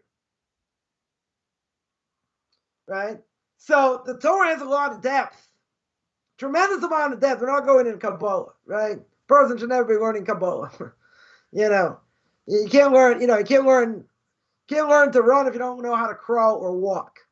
You can't learn calculus if you don't know trigonometry or algebra. Yeah, there is a lot of depth to the Torah. Tremendous amount, somebody points out. Tremendous amount of depth. Right? But you fill in pieces in different ways. Right? The way we look at the tree of knowledge, other things, giving it over in different ways, fills in different gaps of knowledge. Torah is very deep, there's no question. So each thing a person learns a building block. Right? But one thing, again, what did we say before? See, the Torah is always interconnected. What did we say before? We said before you got to see the whole picture. When you look at what happened to the Jewish people, that's what we said in the context. You got to see what's going on. You got to see the greater picture. Right? We have to try and understand. We need to know and have to know what to do. We have to know how to live our lives. But at the same time, we have to see what goes on. We have to see the bigger picture, understand the bigger picture. But someone will say, if I understand the bigger picture, it's still hard. Still have to have a lot of emunah bitachon. True? Very true. Someone here points out, I'm going to just answer this as well. And that is that, there's a lot of good information. Tremendous amount of good information that's out there. A lot of good classes. Right? The problem is a lot of things have to be seen in context. And a person can get a lot of good information. See, it's not the same as learning under someone either. Totally not the same. Right? Because, someone will say, everyone knows, I give conversion classes, give Noahide classes. So, it's not the same looking at the materials, I always say, and then have someone take you through it. Because, I've had people mention, in my own class, they say, wow, I had this question, that question, you just answered it. Because you don't necessarily think of things when you read it, right? Or when you hear it. Because you're not analyzing, you're sort of trying to process. But see, you look at something, you can't read it like a newspaper. You got to think. You got to think what's being said. You got to analyze it, take it apart, but, within context. So it's very hard, if not impossible, to learn on your own. There are plenty of things to learn on your own. I'm not saying not. Plenty of good books out there. I got a lot of them, in English. Plenty of good books. I don't think there's any question. And it's not the same, as having a mentor or having a guide. That's for sure. That's a totally different thing. And someone will always tell me that, well, before I asked you the question, I tried to go to Rabbi Dr. Google. I didn't get the answer. I said, oh, that's why you're coming to me. Not everything, Google's going to have an answer for, per se. Not everything the rabbi's going to have an answer for, necessarily. But, a person can feel like there's so much material, there's so much information, and that they seem to be at a loss because, there are a lot of missing parts. Okay, so what do you do? So what do you do over here? It's hard, right? I don't think there's any question. But any knowledge that we get, any knowledge, that we learn is very good. It's going to help us, right? It's going to help us grow. They're building blocks. Now, the only problem is you got to remember what you learned. Because sometimes we forget. A lot of times we forget, so you have to review. Right? You have to review. So, in review in this world can be like a four-letter word. People don't like to review. People like to learn new things. Okay. But we also forget what, you can't forget what you learned either. So it's going to be, constant trying to learn new things, pick up new things, and review what we learned also. I have to remember, great rabbis, used to go over everything they learned every 30 days. Now, we can't necessarily do that. We don't have that kind of memory. Some people do, right? But, we have to also, be in constant review mode. Because if not, we will forget. The Avos Chaim, in the third volume, in Or Chaim, talks about the laws of Shabbos. He says in his introduction, you have to review and constantly review. Because if you don't constantly review the laws of Shabbos, you'll forget. 100% you'll forget. You're not cursing anyone. He's telling you the reality. Right? And the reality is that that's going to happen. That's the bottom line. Right? The person will forget because there are a lot of details. Tremendous amount of detail. That's, the laws of Shabbos and other things. A lot of details. So how are you going to go through them? Got to review. All right? We have to be constantly reviewing. If you don't constantly review, you'll forget. But a person should not be miyayish. They should not just say, well, what can I do? Give up hope over here. Everything we learn are building blocks. Everything. So, it may take time to build these things up. But I guarantee, the more a person learns, the more that they hear, a person will be surprised how much they know. I've heard a lot of people say, I don't know anything. I don't know. It's not true. Totally not true. Are you a world-class rabbinic scholar? No. but it doesn't mean you don't know anything. It might be plenty you don't know, but, there's probably a lot you do know. A person would be surprised. You might not get all the details right, this and that, but anyone who started in this process, however long ago, all they have to do is, you want to measure, take a litmus test. You want to measure where, knowledge level, where you're holding. Think about where you were in the beginning of the process, right? If you're not in the beginning of the process. Think about where a person was 5 months ago, a year ago, right? All these things. In the end, you're going to see progress. You should see progress. Certainly a person at the beginning, no question. You start listening to videos and listening to more and more, you're going to get knowledge and things you never heard of and, different things. So that's enlightening. That's a tremendous thing.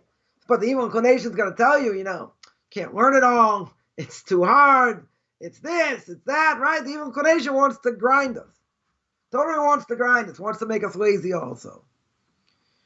And does a good job. Doesn't mean me to agree. But at the same time, I got to be aware what my limitations are. I have to know what my obligations are, right? And again, I think it's crucial. Everybody, needs someone to guide them.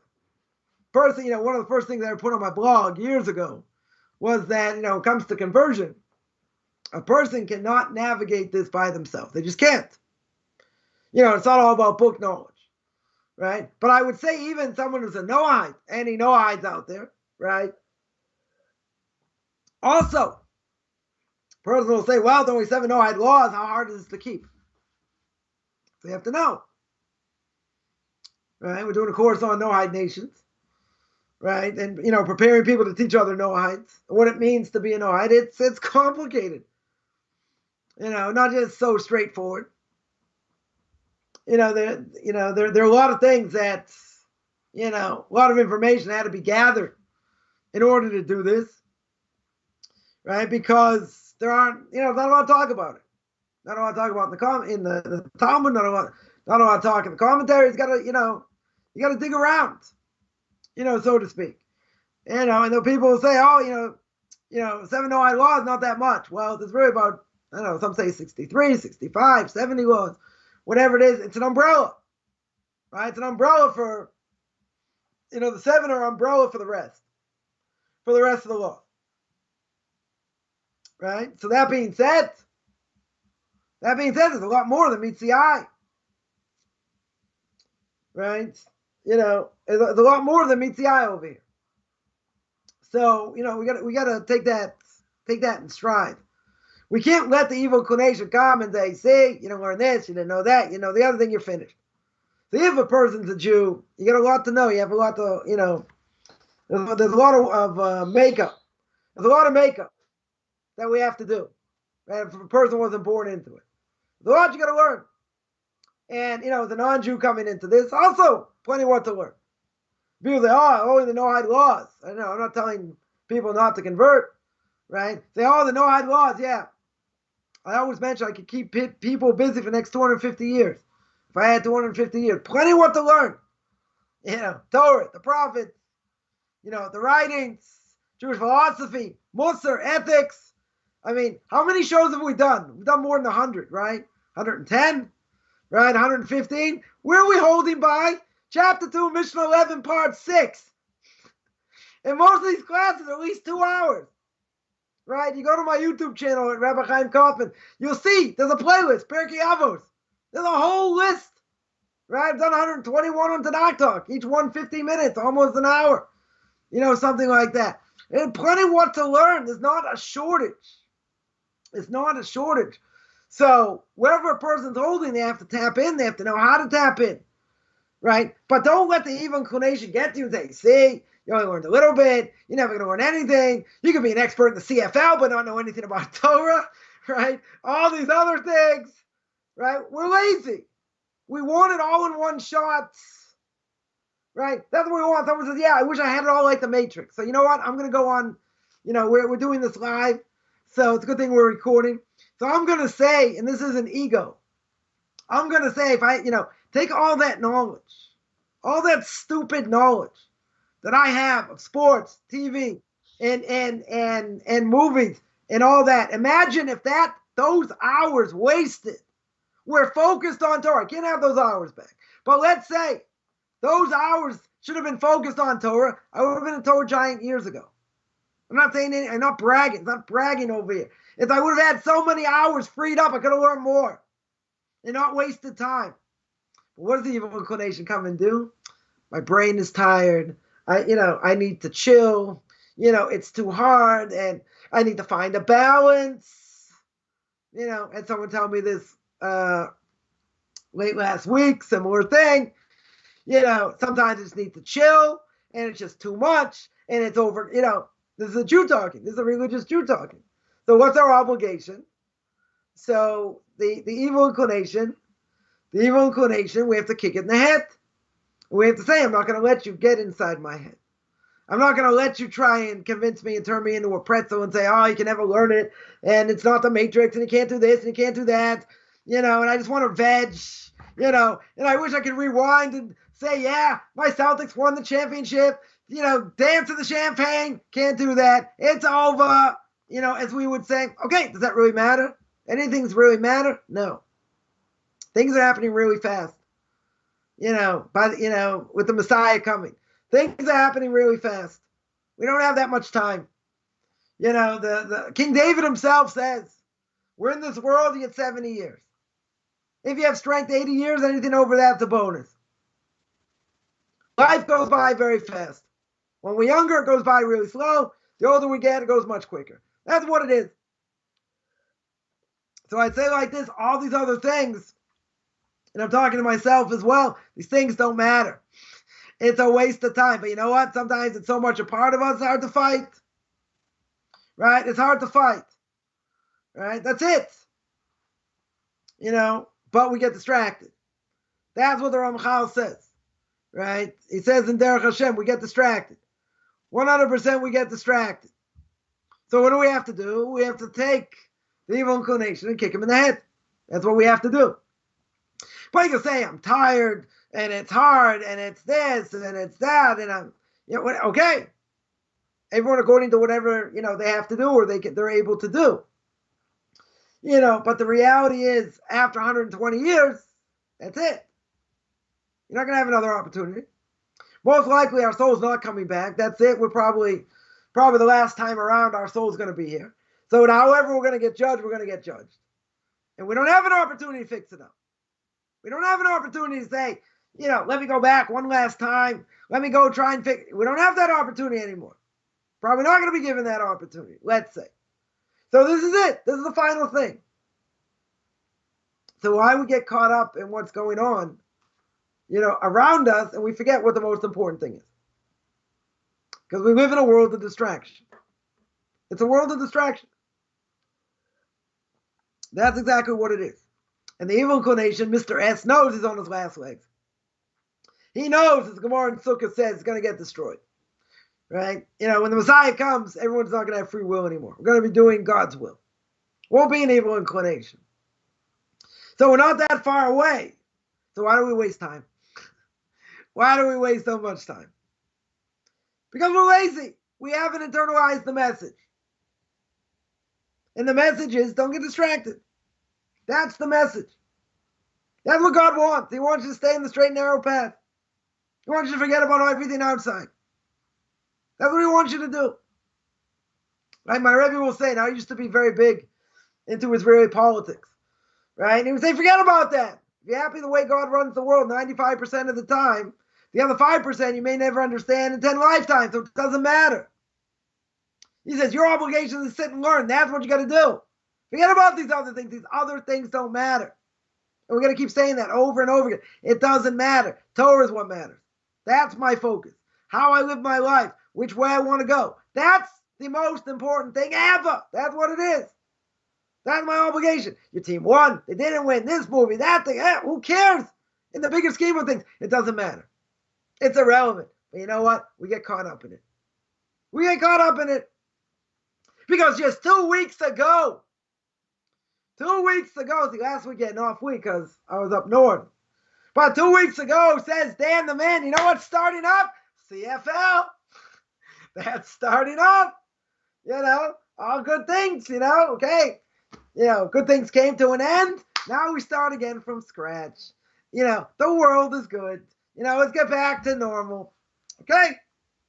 It's a whole big world out there. It's the world of politics. It's the world of entertainment. It's the world of sports. It's the world of LGBT. There's a whole world out there. And guess what? It's all one big D. What's the big D? Big distraction. That's all it is. I have to worry about how much I need to learn. How much I need to fix up bad character traits.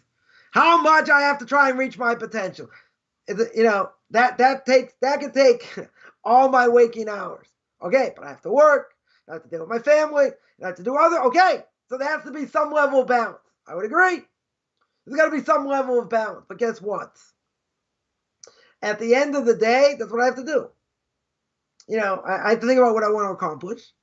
And I have to see at the end of the day, did I accomplish or not? And even if we didn't accomplish, tomorrow's another day. But guess what? We're not here that long. We're not here that long. So someone's going to say, come on, don't I have a right? Don't I have an obligation to smell the roses? Yeah, then move on. Then move on. We're going to see later. Probably one of about 102. Right? We're going to see in Pirkei Avos it says, person sitting and learning, and he says, wow, looks outside, what a beautiful tree. Sees a picture of, I don't know, sees the Golden Gate Bridge, wow. Unbelievable. Sees the Grand Canyon. And what is the mission Pirkei Avos? What does it say in the ethics of our fathers? Liable for death penalty. What do you mean death penalty? I'm praising God's creation. I'm saying, wow, Niagara Falls. Right? Unbelievable. Unbelievable Niagara Falls. Very good. Why am I liable for death penalty? Right? I'm praising God's creation. But what were you doing before then? I was learning this Torah. If I'm learning this Torah, no distractions. No politics, no Niagara Falls, no nothing. I'm focused on what I'm doing. Right? I shouldn't be schizophrenic in my brain, thinking about 20 other things. Focus on what I'm doing now. Because everything else is going to be a distraction. But I'm praising God's creation. God will tell me, fine. There's a time to praise creation. There's a time to praise me. It's not now. Your focus is what? Is learning Torah. That's your focus. Nothing more, nothing less. Right? If that's the case, what are you wasting time speaking about my great creation? I know I have a great creation, but that's not what you're doing here. You're not there to praise me right now. You're there to tell me, again, we're going to get there at some point, right? What's your obligation? Your obligation is to learn. Don't get distracted. Don't talk about politics. Get to the matter at hand. What am I learning? What did this one say? What did that one say? Where they disagree, whatever. Whatever it is that a person's learning, that's what you're focused on. You're not focused on this other stuff. This other stuff doesn't matter. But it's God's creation, and I'm praising God. I'm saying this, I'm saying that. But you're losing focus. You're not focused over here. You can say, wow, I have to even be focused at that. Listen, there are a lot of different levels here. A lot of different levels. So we have to try and be the best we can be. Right? That's our obligation. And we can't let even one iota of the evil inclination in, because if we do, he's going to take over. 100% he's going to take over. He's going to destroy us. Because all the evil inclination needs is a little bit of an in. Once the evil inclination has an in, it's over. Right? 100%. It's going to be over. Because he's not going to give us any rest. Because he's going to allow us to, he's going to, focus on this, focus on that, focus on the other thing. Right? And in the end, he's going to take us away. Right? 100% he's going to take us away. So we got to be focused. 100% we have to be focused. So the problem is, as we said before, we get distracted. Now, the thing we can hang our hat on is the fact that I want to grow. I want to go in the right direction. So what does the Talmud tell me? Talmud tells me you want to go in the right direction, God will help you. You want to go in the wrong direction, God will not stop you. So you got to pray every day, God helps me go in the right direction. We have to pray for that. Because if God doesn't help us, we're in trouble. That means the evil inclination will be that much stronger. And the Gemara also says, well, God created the evil inclination, and he created an antidote. What's the antidote? Torah. Torah is the antidote. But even with Torah, it doesn't help unless you have heavenly help.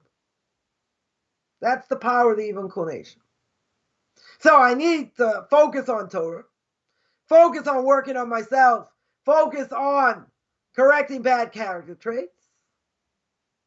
I also have to learn Torah, and I have to have heavenly help. Because if I don't have heavenly help, all the Torah I learn is not going to help. It's just not going to help.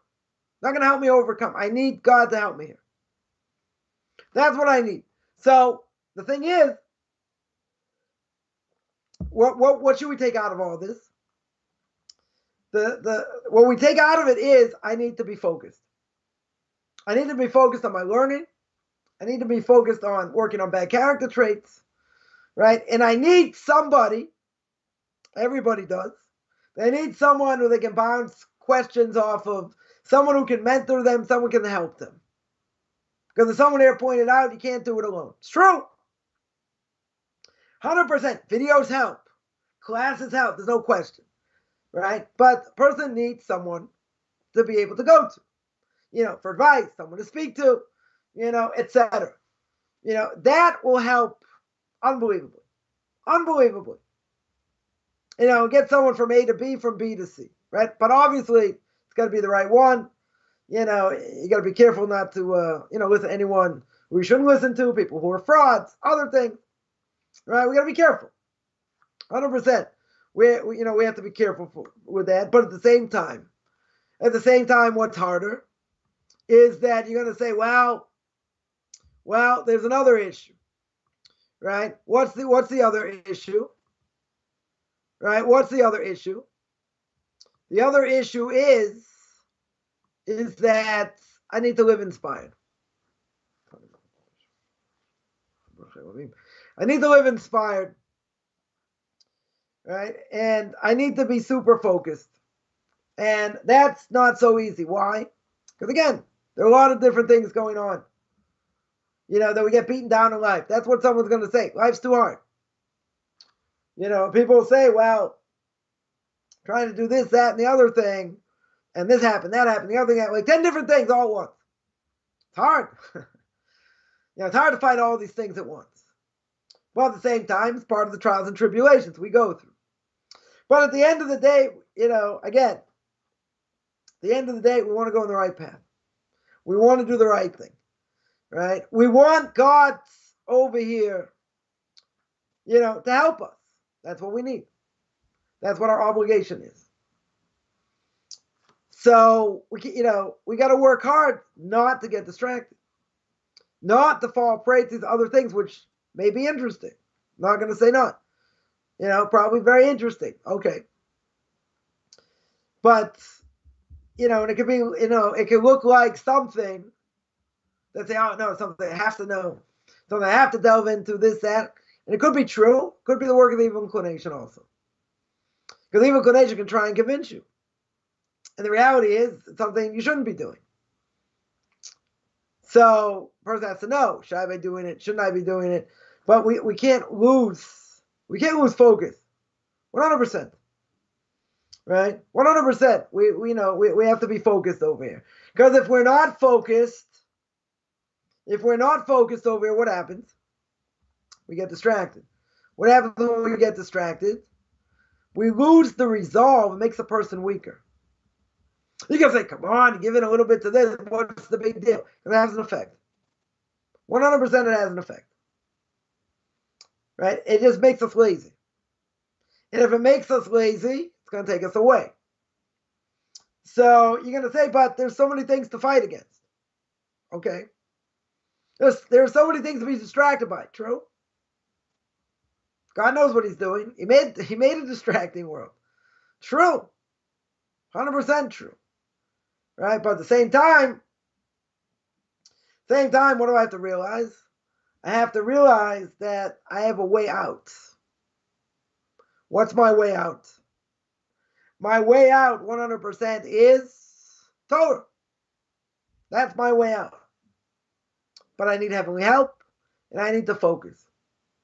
And I need, another important aspect of this is consistency. Consistency also pretty crucial. Because if a person's not consistent, what can the evil inclination say? Very simple.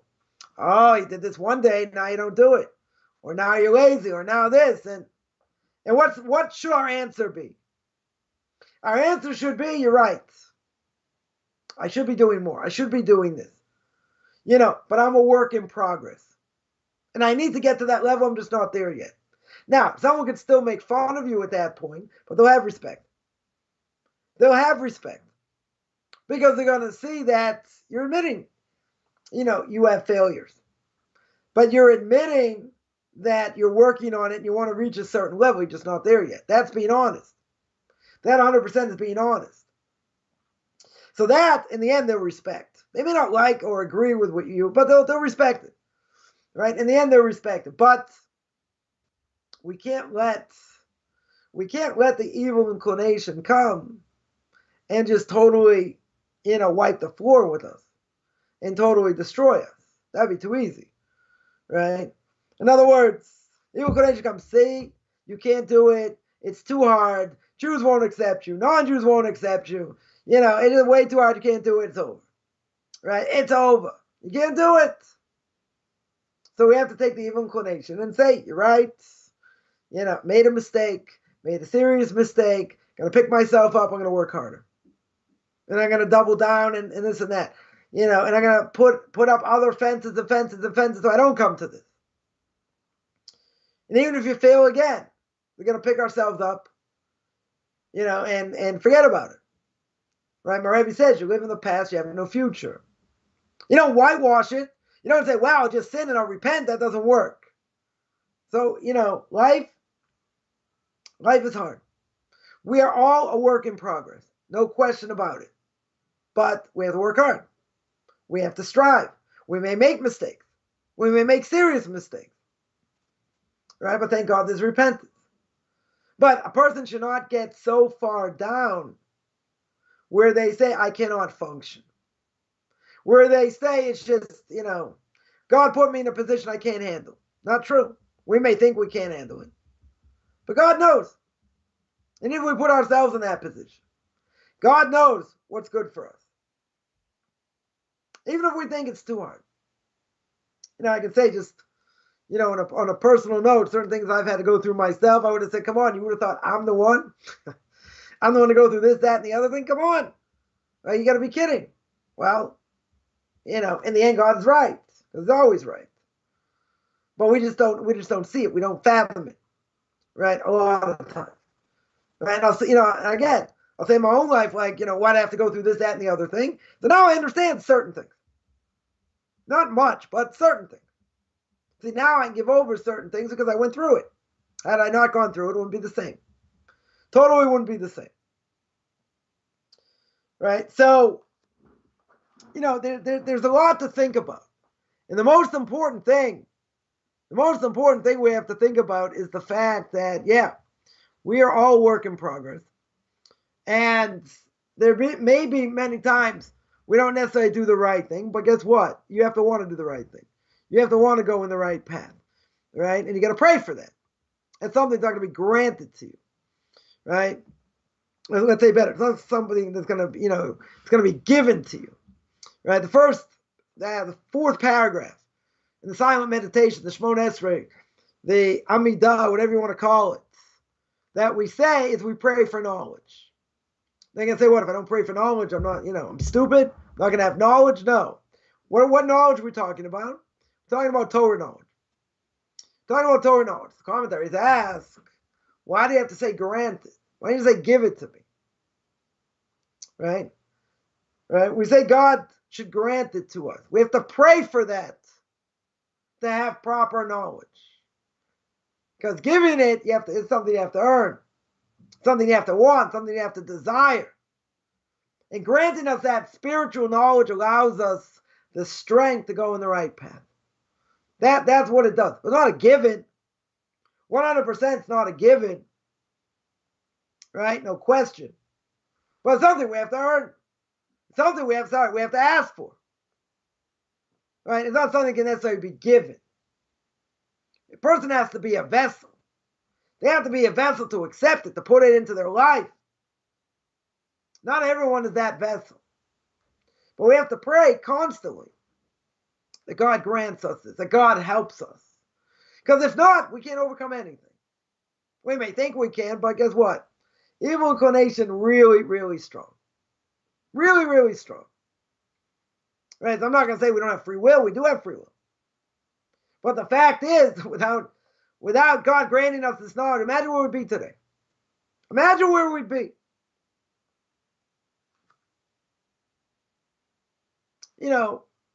I'll give one other example. Without going too much into detail, certain knowledge that I have now that I really wish 35, 40 years ago I would have had. If I would have had it long ago, would have made life so much easier. Many, many ways. But I wasn't granted that knowledge. Maybe I could have had it. I didn't want it earlier. Whatever. It wasn't granted. Now the fact is, I have it. Because I learned different things. Whatever. So, that helped unbelievably. But part of me in a small way will say, I'm not crying over spilled milk. Not by any stretch. No, part of me would say, I wish I had it earlier. I wish I was granted earlier. I wasn't. Now, that 100% could be my fault. No question. But after the fact, now having that knowledge, spiritual knowledge, Torah knowledge, right? That's knowledge. We're not talking about scientific knowledge per se, or English literature knowledge, or any of these things. Talking about spiritual knowledge, wanting to go in the right path, wanting to go in God's ways. That we always have to have. And again, if God doesn't help us with that, we atrophy. We just go according to what our desires are, what our mind tells us, what our heart tells us. But that's not what true knowledge is. True knowledge is going in God's ways. That's true knowledge, right? So God has to grant that. It's something we need, and without it, we're lost. Without it, we have no anchor. It's kind of like being on a boat, being on a sailboat in the middle of the ocean without you don't have a motor, and the rudder goes overboard. So what happens? The boat just goes according to the wind. And then you're sort of stuck going around in circles. So what's the anchor for us? Torah. That's the knowledge we need. That's the knowledge that's going to help us grow and do what we need to do, right, in this world. Be closer to God, work on character traits, learn more, all these things. To go in the way God wants. But it's something we need to have that we need to work at, and God needs to grant it to us. Why does he need to grant it to us? So the simple answer is, as someone here mentioned before, Torah is very deep. It's true. So how is it possible for us puny humans to really penetrate, really understand anything? It's impossible. But God allows us to. God gives that to us. How does he give that to us? He gives us the ability to think, to learn. Learn Hebrew, learn how to read, learn how to learn, right? Get someone to teach us to learn how to learn. It's a whole different world. Whole different world. But without that, we're lost. Totally lost. We may think, I have this knowledge, I have that knowledge. I remember growing up, I had a lot of questions. A lot of questions. And guess what? When I went to yeshiva for the first time, answered up a lot of them. A lot of them in like one shot. But there were plenty of other things didn't answer up. Until I got, further in and learned more. But once I learned more, it's a whole different world. See, I always say it's easier to know what to do, even though that's 99% of the game, but to know what to do than go out and do it. That's harder. That 100% is harder. But imagine, again, I'm just talking personal experience. In my own life, if I would add certain knowledge, I'm not going to play Monday morning quarterback. Hindsight is 2020.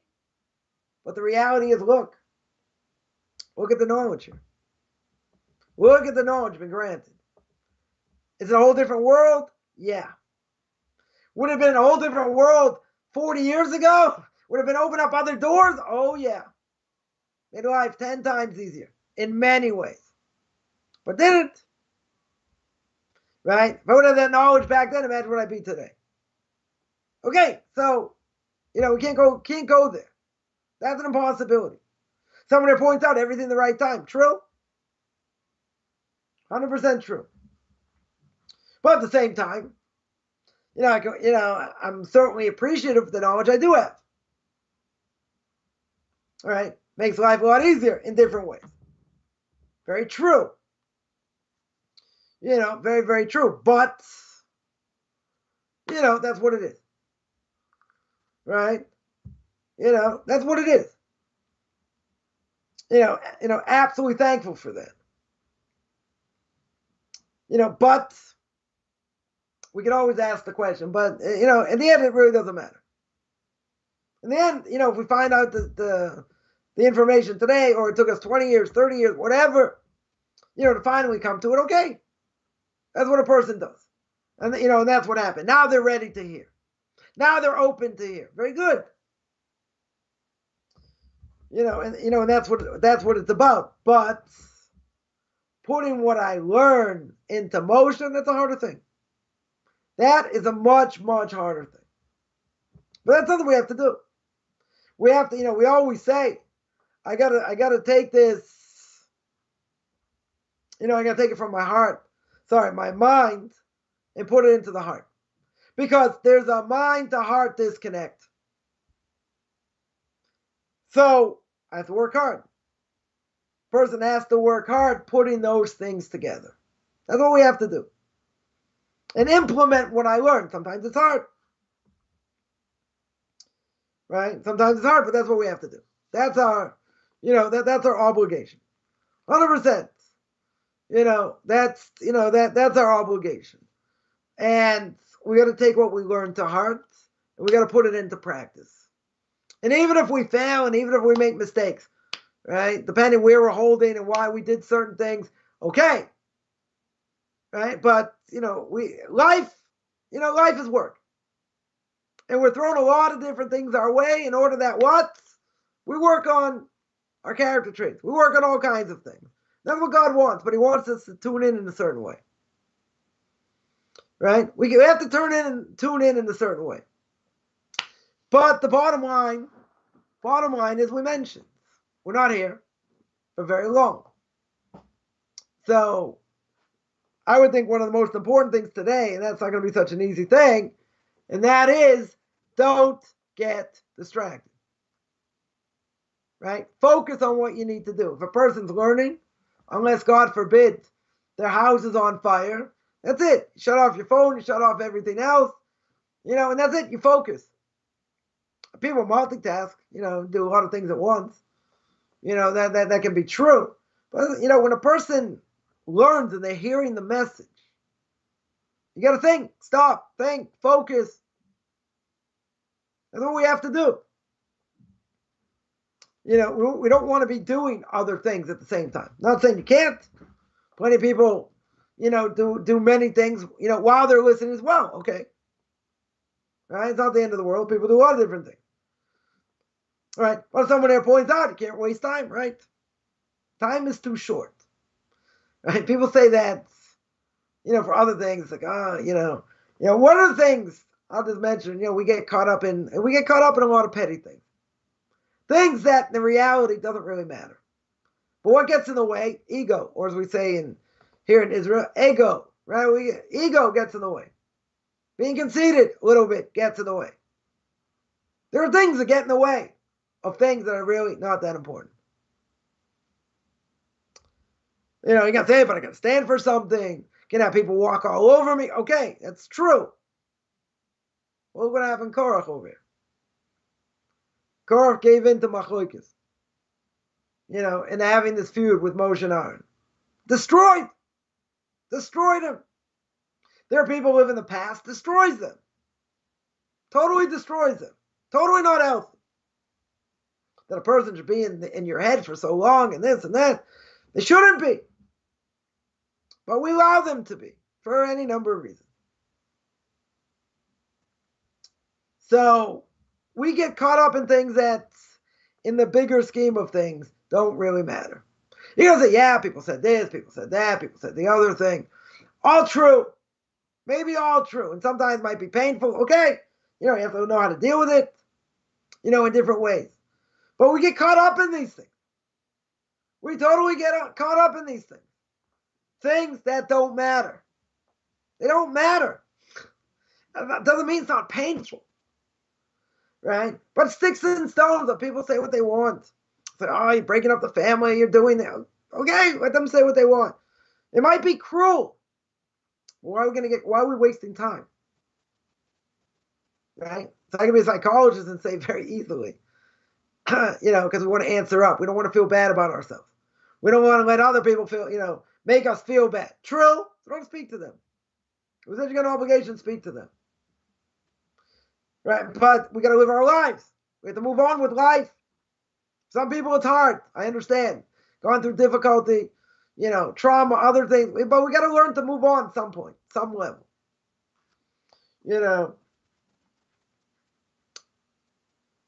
But what are we going to think? I'm hurt. I'm upset. The other person doesn't care. Or even if they do care, they'll say, deal with it. They'll quote Whoopi Goldberg and say, suck it up. Well, you got to deal with it. This is what happened. So the question is, okay, how are you going to deal with it? Person did something absolutely horrendous. Absolutely horrific.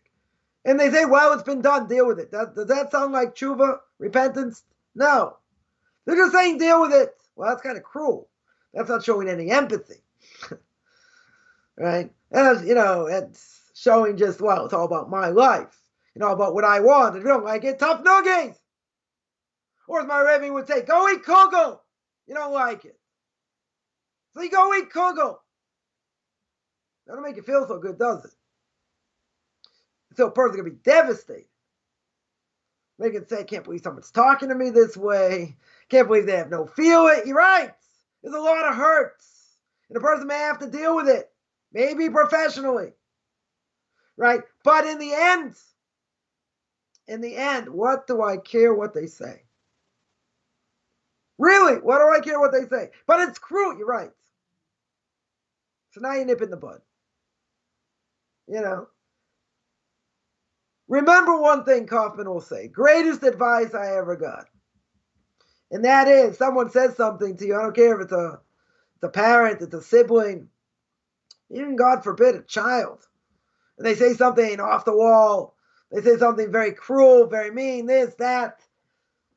And you're like, wow, that's really below the belt. It's really serious. But then you look at them and they say, really? You're really insane. You really deserve to be in an insane asylum. That's what you deserve. Right? You're absolutely a nutcase. So am I going to take what they say seriously?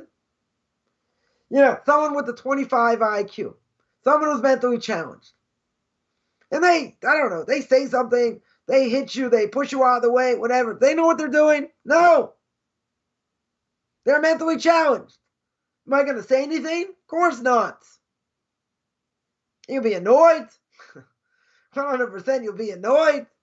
You're not going to say anything because the person's mentally challenged. So someone who's got a PhD, pilot higher and deeper, or Papa has dough.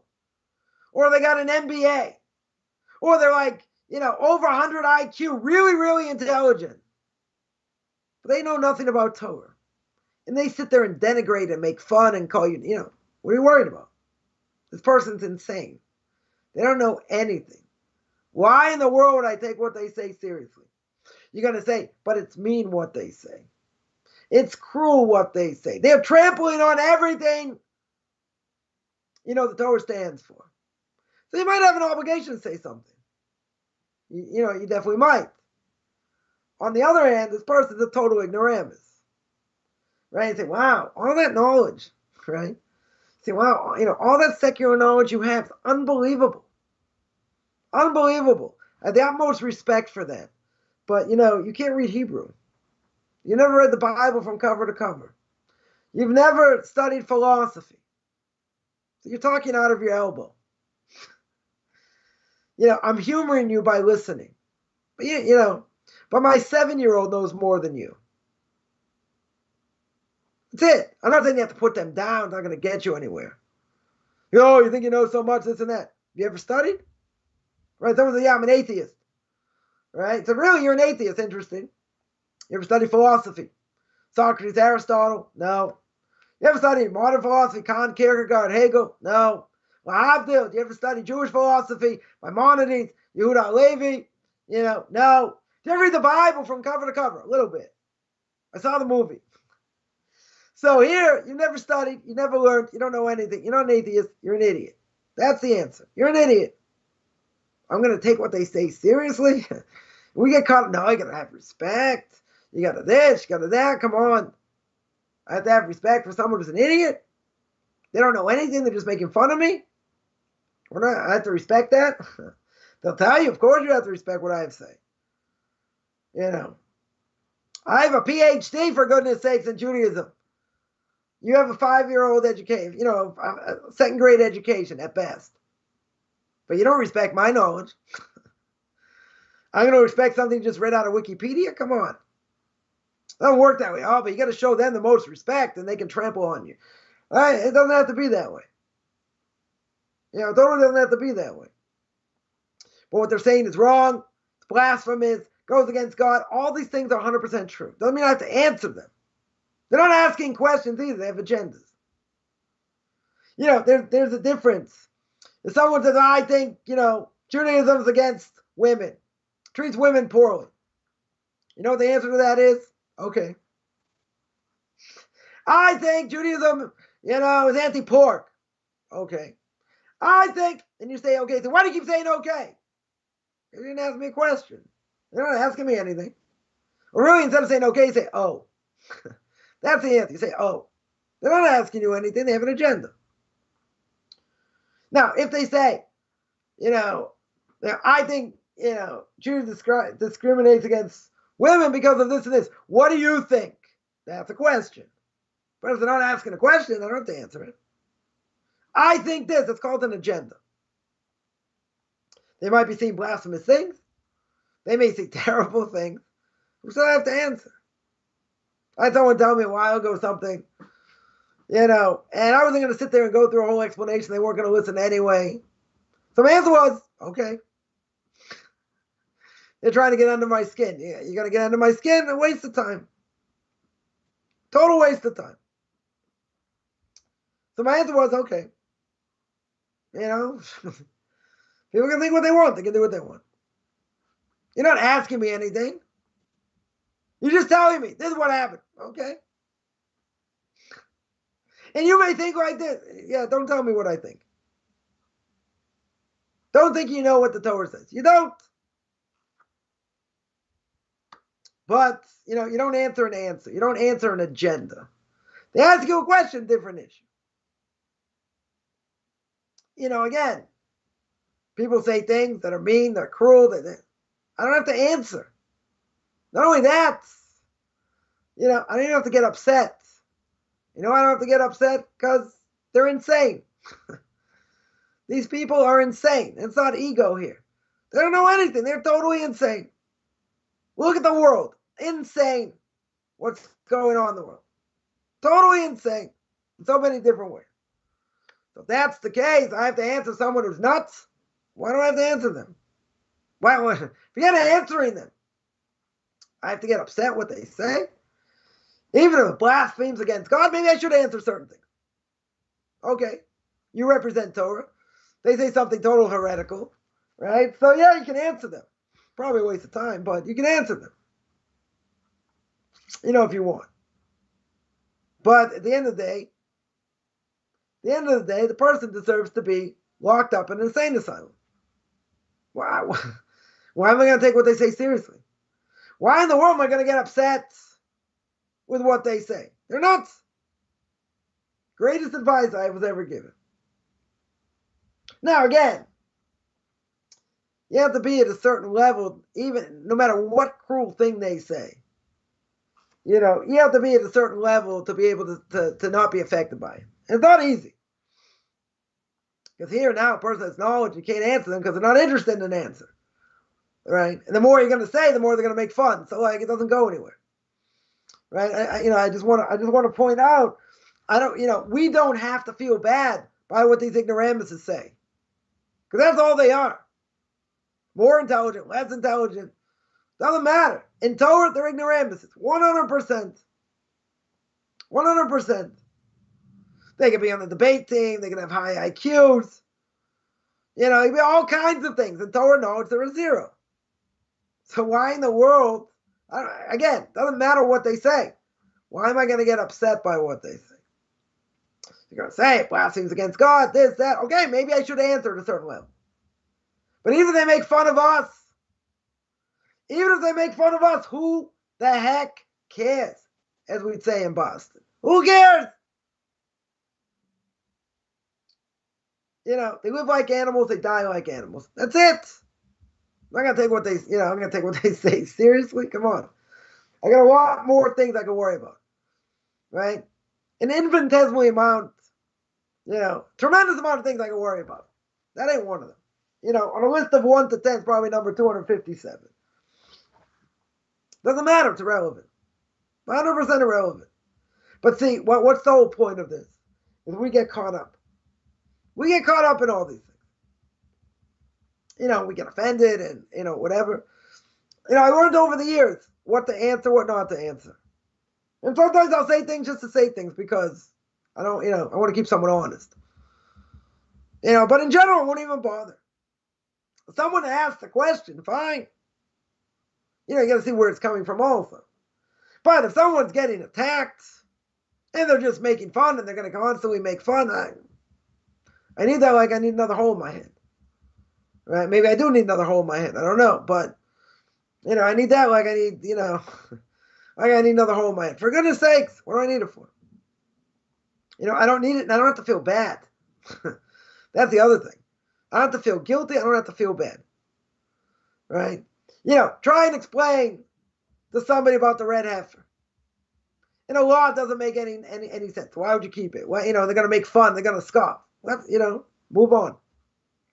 There's no point to having a discussion. You know why? They're not interested in an answer. And the more you're going to try and feed them an answer, the more they're going to scoff. And that's why King Solomon says in Proverbs, do not hang out with people that scoff. Because then they're going to make you a scoffer also. And you're not going to get anywhere. And it's a waste of time. 100% a waste of time. But we feel, and I know somebody out there in social media, say, I have an obligation to answer for God. No, you don't. God can answer for himself. He doesn't need you out there wasting time. Making videos, saying things, attacking people. It's a waste of time. Total waste of time. But people feel they have to answer for him, to make videos at this. Sit and learn, for goodness sakes. What are you wasting time for? Right? See someone who makes videos, quotes Hebrew, and butchers every single Hebrew word. So I would say, so go learn Hebrew, for goodness sakes. What are you making videos for? Go learn Hebrew better. It sounds stupid. I'm not going to take what you say seriously. Can't you read Hebrew, for goodness sakes? So the focus has to be, as we said before, I have to be focused on learning. I have to be focused on Torah. I can't worry about what people are going to say. I can't worry. I can't worry about that. I have to do what God needs me to do. You don't like it? Go eat cocoa. You don't like it. Okay?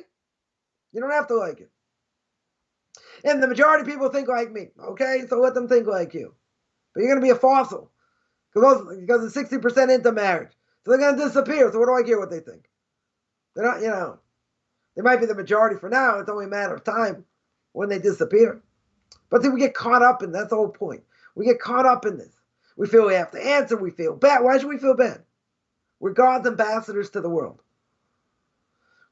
Greatest job we have.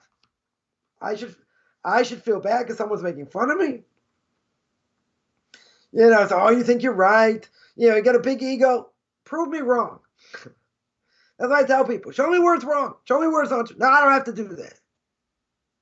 I'm going to do what I want to do anyway. Okay, but that's not an argument. If you're on a debating team, you get an F. That's not an argument. Totally not an argument. You want to bring me facts? Bring me facts. You don't like it? It's your fault. What do I care you don't like it or not? Go eat kugel. Who cares? Can it be proven? Yes. You want to hear the proof? No. All they do is want to make fun. Oh, you hold the court in these antiquated laws. Oh, you're not going to eat pig. Oh, you're not going to do this. There's no problem with tricking nose. These people are idiots. They sound like idiots. I have to sit there and answer an idiot? What am I going to answer for? So they can make fun more?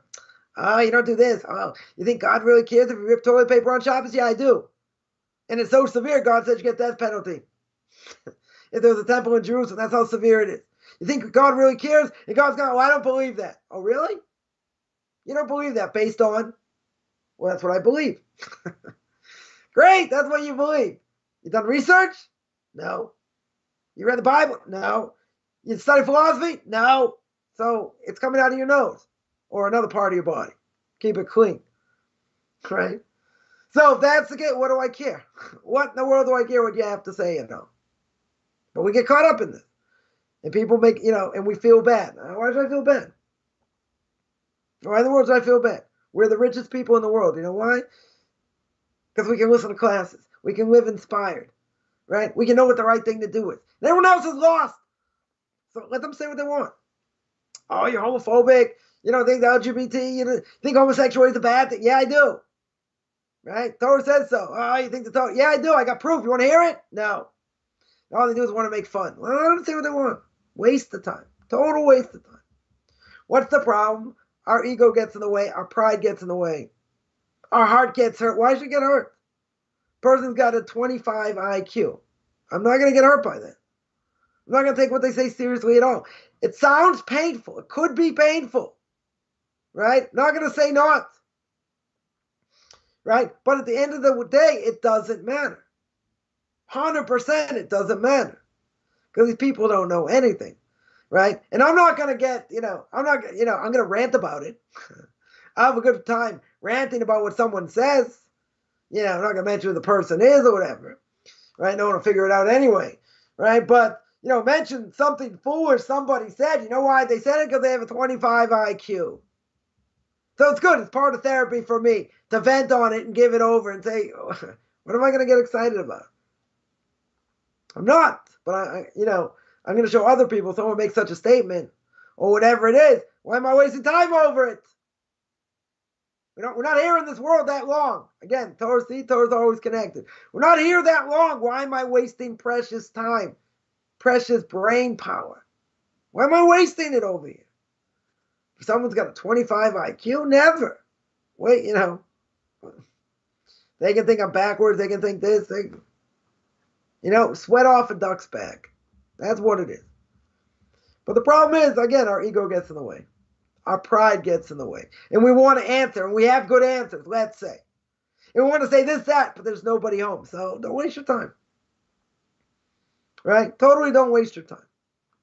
And that's what it's going to be. 100% that's what it's going to be. So we got to be prepared. Right? 100% we have to be prepared. Right? And if we're not prepared, then we get caught up in this. And we get caught up saying, no, I haven't, I can tell you from experience. Yeah, I got this answer, that. But if nobody's home, why waste? Why waste the time? Waste the time. And if someone's got a 25 IQ, I don't care. I got plenty of things I need to worry about. That's not one of them. I'm not going to flinch anymore. But see, I wish I knew this years ago. I wish someone told me this years ago. It would make life so much easier. Because the person can take a lot and hear a lot and, get upset and would end. And for what? Because the person's mentally challenged. And someone who's mentally challenged, I'm just not going to get excited about it. I'm not going to waste time. Because that's all it is. right? That 100% is all it is. Well, I say I got very far today, right? As as normal, right? We still got quite a ways to go. We got quite a ways to go in this Mishnah, right? Still got what to speak about. Next part of the Mishnah, etc. So I guess on that note, unless there are questions, which I don't think I answered whatever questions were here. One thing to keep in mind is that we all have a lot more knowledge than we think. We're not as weak as we think we are as well, right? And the reason again is we don't want to cut ourselves short. We don't want to, we don't want to let the evil inclination in. And we want to work hard. We want to work hard to fight all these things that are going to take us away from Torah, right? That's what we want to do. And anything that's going to be a distraction, right? God forbid, anyone who's ever had cancer, what do? In most cases, you burn it out, right? Then these other things you got to burn out. You got to push aside to the point where we have zero connection to it, and we don't want to have any connection to it, right? And the reason is,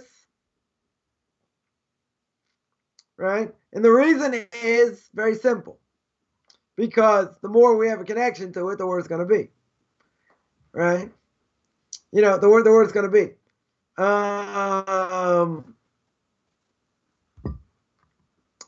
I guess on that note, next week,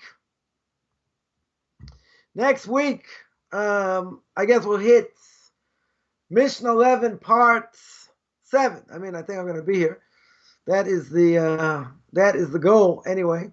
Again, unless there are other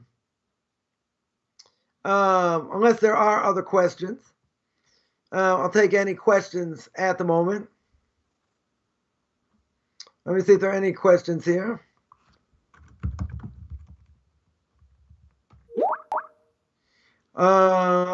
Let's see.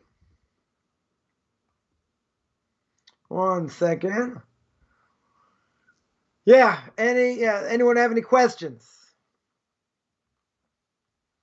I know, Dan, do you have any questions? Going once. Going twice. All right, so I guess we are going to sign out. Next week we're gonna hit Mishnah, same Mishnah, but we're gonna hit part 7, right? For sure, we're gonna hit part 7 over here. We'll speak about what it means to be a scrupulous, pious person, maybe about fearing sin. Plenty what to speak about. So I guess I'm gonna end there. If no one else has any questions, I don't see any questions here. All right, so I'm going to sign out, and we'll do this again. We'll do this again next week, right? Next week, chapter 2, Mishnah 11, part 7. We're going to continue with this next week. All right, folks, there you go. You heard it right from the rabbi. So we're going to sign out for now, and we'll be back next week. Have a wonderful, wonderful week.